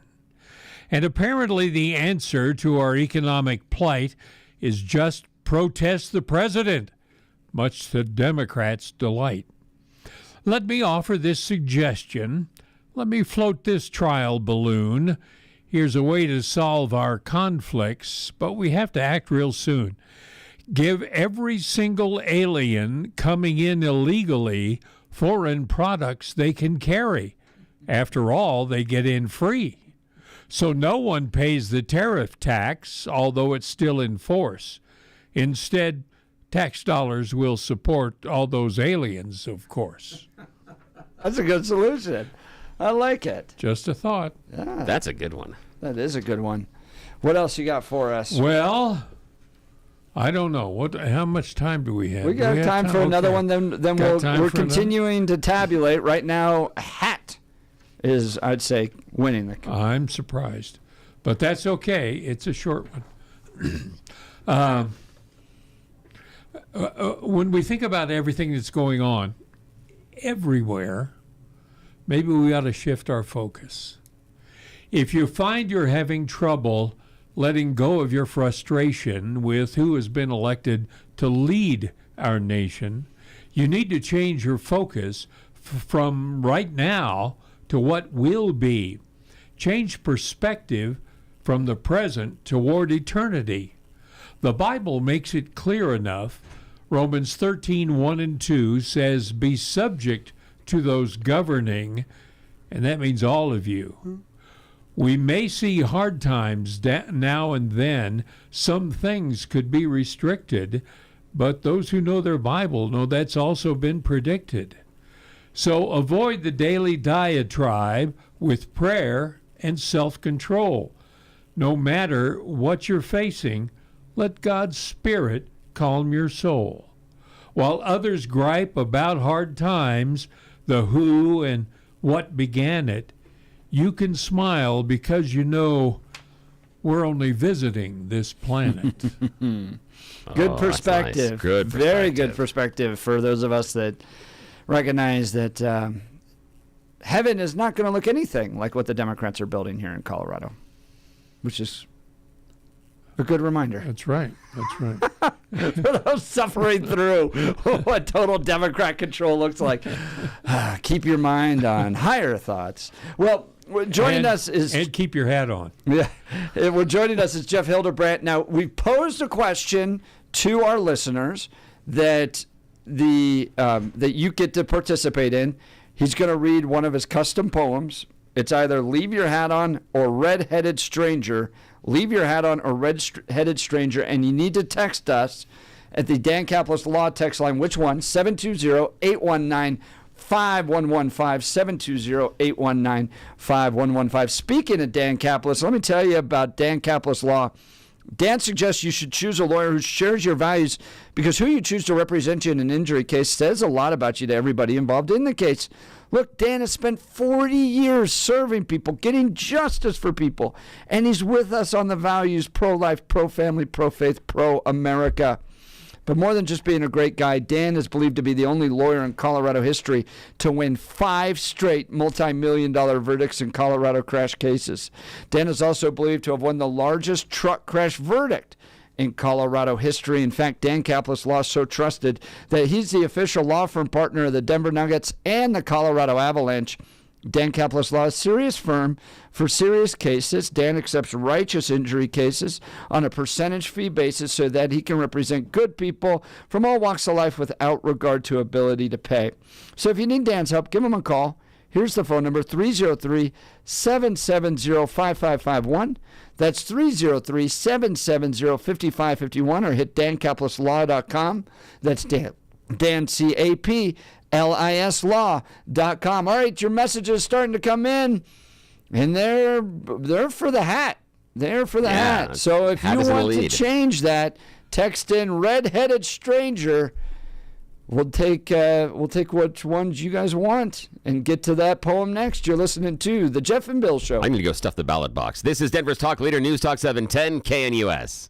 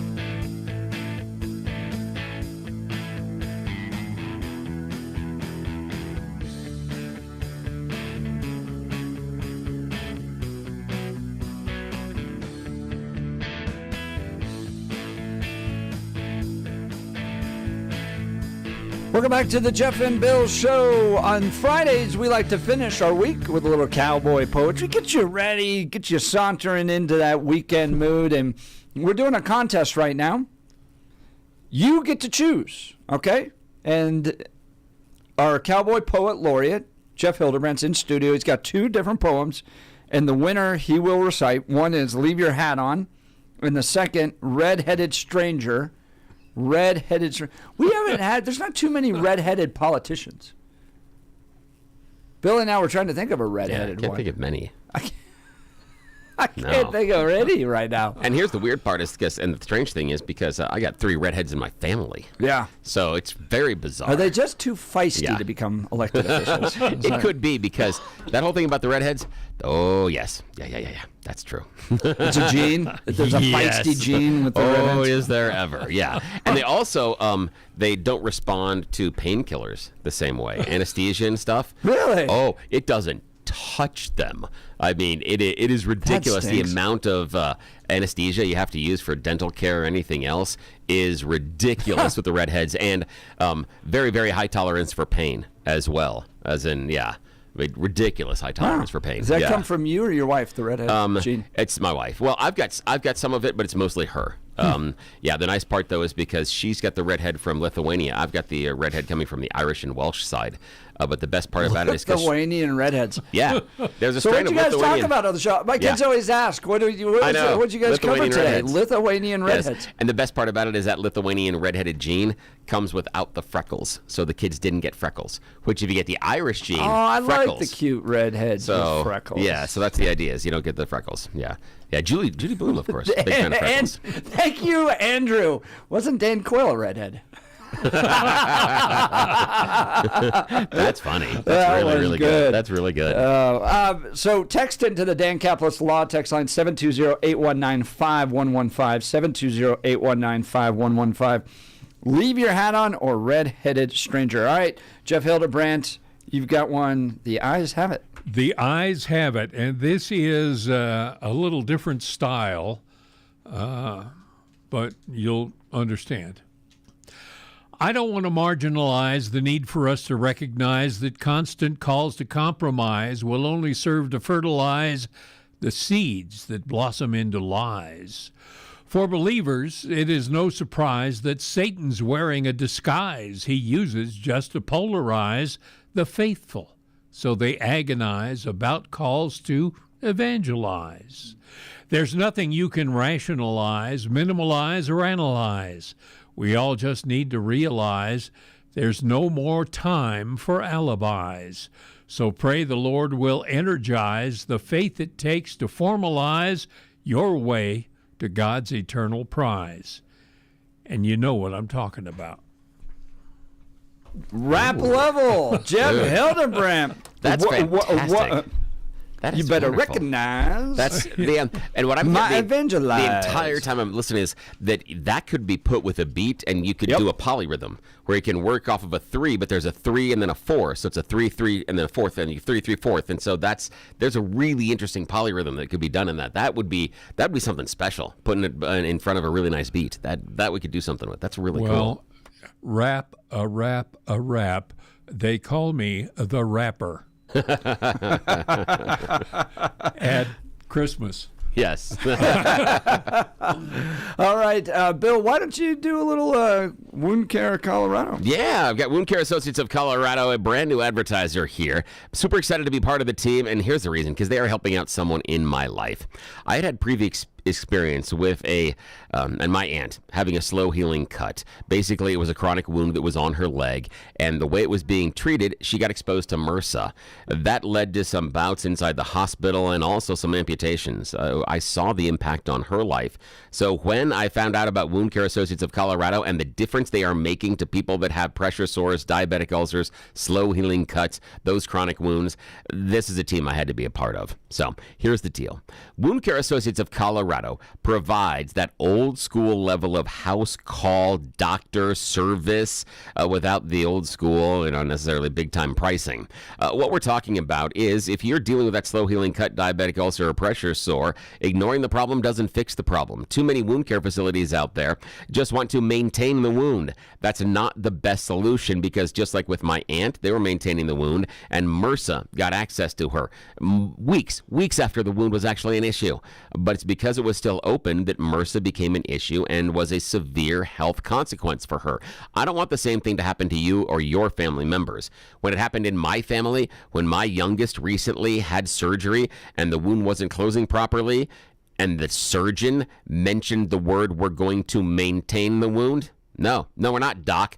My foot we are. I went and I reached out through coloradowound.com to the Wound Care Associates of Colorado, because I know they would help the healing process. Here's what they promise to you and your family members: improved healing outcomes, reduce the risk of complications, and they will promote faster healing. But also they'll do it in the comfort, privacy, and convenience of your own home. It's not about the transportation, getting there, waiting in the doctor's office, getting the treatment, then going back home. They come to you on your schedule. Think about what this can mean to the older members of your family or a social circle that might be at home and travel's difficult, or even in a retirement community or a assisted living facility. They come to their location and provide all the treatment they need. Their wound certified nurse practitioners can write orders, change orders, do everything you need, but they're going to do it where you are on your schedule, and most importantly, promote better healing outcomes. coloradowound.com, coloradowound.com. When it was an issue in my family, I only went with the best.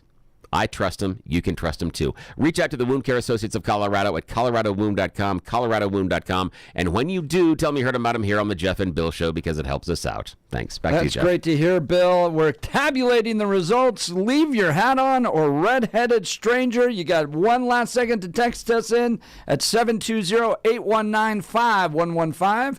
What poem do you want to hear next from Jeff Hildebrandt? You're listening to The Jeff and Bill Show. This is Denver's Talk Leader, News Talk 710 KNUS.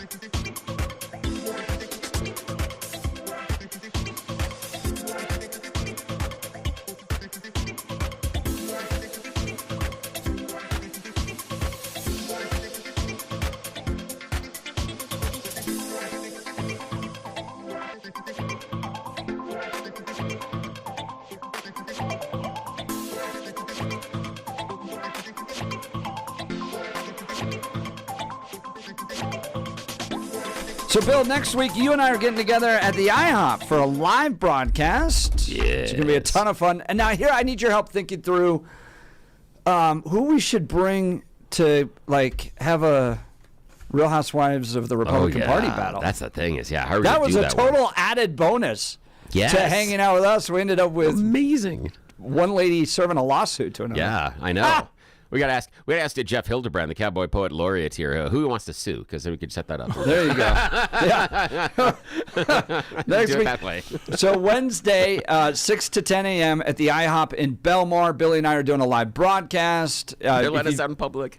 Yeah, come hang out with us. You can swing by, grab a quick cup of coffee, or eat an entire breakfast for $7.10. Yeah, the $7.10 deal. Mike Boyle from the Restaurant Show has hooked us up, made sure that you get full value of the entertainment. You get everything you're paying for when you come and see us. Yeah, we're free. But for an additional $7.10, eggs, bacon, hash browns, and the world-famous pancakes at IHOP. Yes, there's not a better deal in town that morning. You're not going to find anything else that's going to get your day started for that price point. You're not going to be able to hit that at the fast food places, nor the restaurant's going to give you that deal, and especially not those coffee shops for those muffins you're getting in a pre-sealed package. Terrible. No, this is fresh, cooked breakfast for you right away. Hot, steaming, piping, and then you also get to listen to us and maybe even look at our faces. I'm not saying that's a bonus. I'm just saying I'll provide some entertainment. We do have some faces for radio. Yes, we do. Do we ever? Yeah. Ooh, I've got a suggestion. Yes. I know it may be too late because he books out for personal appearances way in advance. Yeah. But I think Kyle Clark. Yeah. That would be great. You know? Speaking of that, I think we'll have some shirts maybe by then. Yeah. Man, wouldn't that be great? That would be fantastic. He'd be making the bacon. Come on, Kylie, swing on by. Yes. I dare him. He doesn't have the guts. Oh, I would wear a He sports doesn't coat have for that. the guts. No, I'd you wear a can't. sports coat. You can't I'd do say it. that. I do. You can't. He say doesn't that. have the guts. No, he would come. He would be doesn't treated have the perfectly time. fine. He'd be treated perfectly fine. No one's gonna do Spill anything. syrup on his Someone's gonna shoes. spill syrup on his shoes. But I don't think he has the guts. We promised not to throw any food at him while he's looking. All right, gentlemen. Results have been tabulated. Yes. And the poem we're going to hear from Jeff Hildebrandt, Leave Your Hat On. All right. You may recall this from the Full Monty, the movie The Full Monty, and Tom Jones sang it there. But Joe Cocker originated it, and so I have taken my poetic expertise, and I call it the Full Wadi to make it sort of cowboy.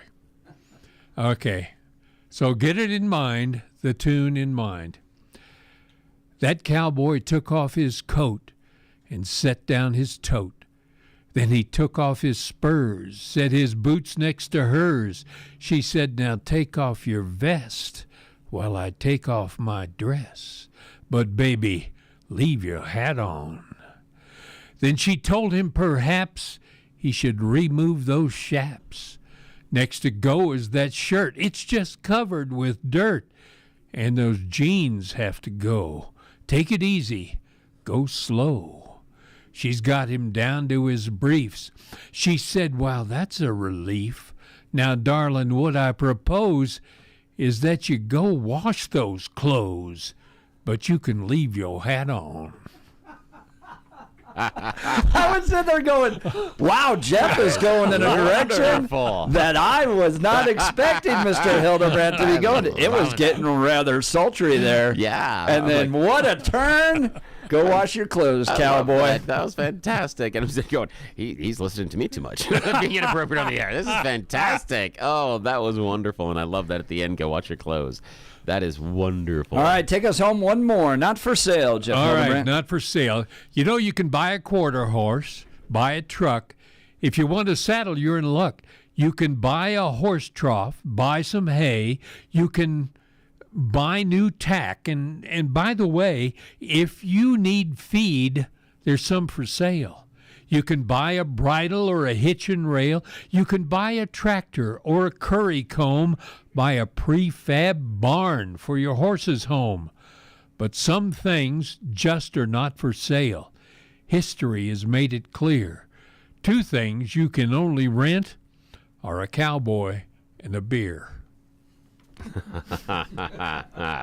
Oh, that's the way to end the show. Oh, that's the way that to end is this great. week. That is fantastic. I still have no idea how you do that. I have a lot of weirdness that happens inside my head. I cannot put together anything that comes close to poetry at all. I know. It's amazing. It's amazing to watch It is and listen it to. is a But gift. Bill, you have a great talent of your own. You can That arm farting thing I do? You can argue with anybody. Yes, I can. And yes. and you do. Yes, I do. That is one of the things that, my kid's like, you can argue with anybody. The other thing they'll do is like, you'll talk to anybody. I'm like, yeah, absolutely. Yes. There are times when I just Well, doesn't speaking matter. of that, I'll be down at the March for Life here in about an hour. So if you're Yes, down you there, will. come talk to me. Yeah. I'll interview you. Yeah, come we'll talk be to Jeff, say interviewing hi. folks, and there's I guess a counter protest too, and I'm going to go talk to those gotta go talk to folks. them. So Yeah. it's going to be a wild one. Well, this is our first 80-degree day. Yes. This year of 2025, high 82. Tomorrow, nice. 85 here in the Mile High City. That's incredible. Thank God. I just the winters are getting too long for me. Really? I thought the winter was too short this year. And what I mean by We can't too short is... even I agree know, on we that. can't agree on the weather. We can't even agree on the weather, my friend. What the hell? If that's not a perfect It's too warm. It's too cold. Yes. Welcome to the Jeff and Bill Yes, Show. too much snow, not enough snow, too long winter. That's a perfect encapsulation of this show, my friend. It is absolutely perfect.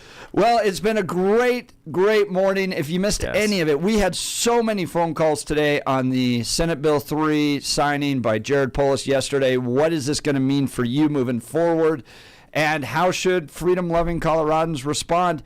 All of that was discussed, so if you missed it, go to 710knus.com to Will there download be the any electoral podcast. consequences for this? Any Right. at all, based Right. on the signing of Jared Polis and the Senate Bill 3? Does this mean that Polis is not pining for the White House? Perhaps a Senate seat in his future? Is that the play on this one? And will the Democrats finally pay some electoral consequences for this gun bill? Or, as Jeff has been saying, are we just becoming the most liberal state in the union? It's a great conversation today. Yeah, it really was. And, Bill, I've got some breaking news. Oh, yes. On Monday, somebody's going to announce they're running for governor on our show. Oh, fantastic. And I can't tell you who that is No, yet. not me. It's not It's me. secret. They won't It's let not. me run. And I'm it's not not allowed. Jeff Hildebrandt, although I think people would like to listen to his rhymes. Actually, in fact, yes. that would be a more effective governor in my mind. Oh, absolutely. If he would come out and do that, like every campaign stop, it was a little bit of a poem, and then maybe make fun of the opponents in a poem and everything else, he'd win. Or just Yes. write poetry instead of doing what Jared Polis is doing. Yes, the idea is I'm not signing any gun bills. Instead, free poems for everybody on a Friday. That's a winning message. That is a winning message. All right, so I cannot be in politics. I am too polite. That's the way all to end right, it. so Monday, someone's announcing they're running for governor. You're not going to want to miss it. You're listening to The Jeff and Bill Show. Have a great weekend. This is 710 KNUS.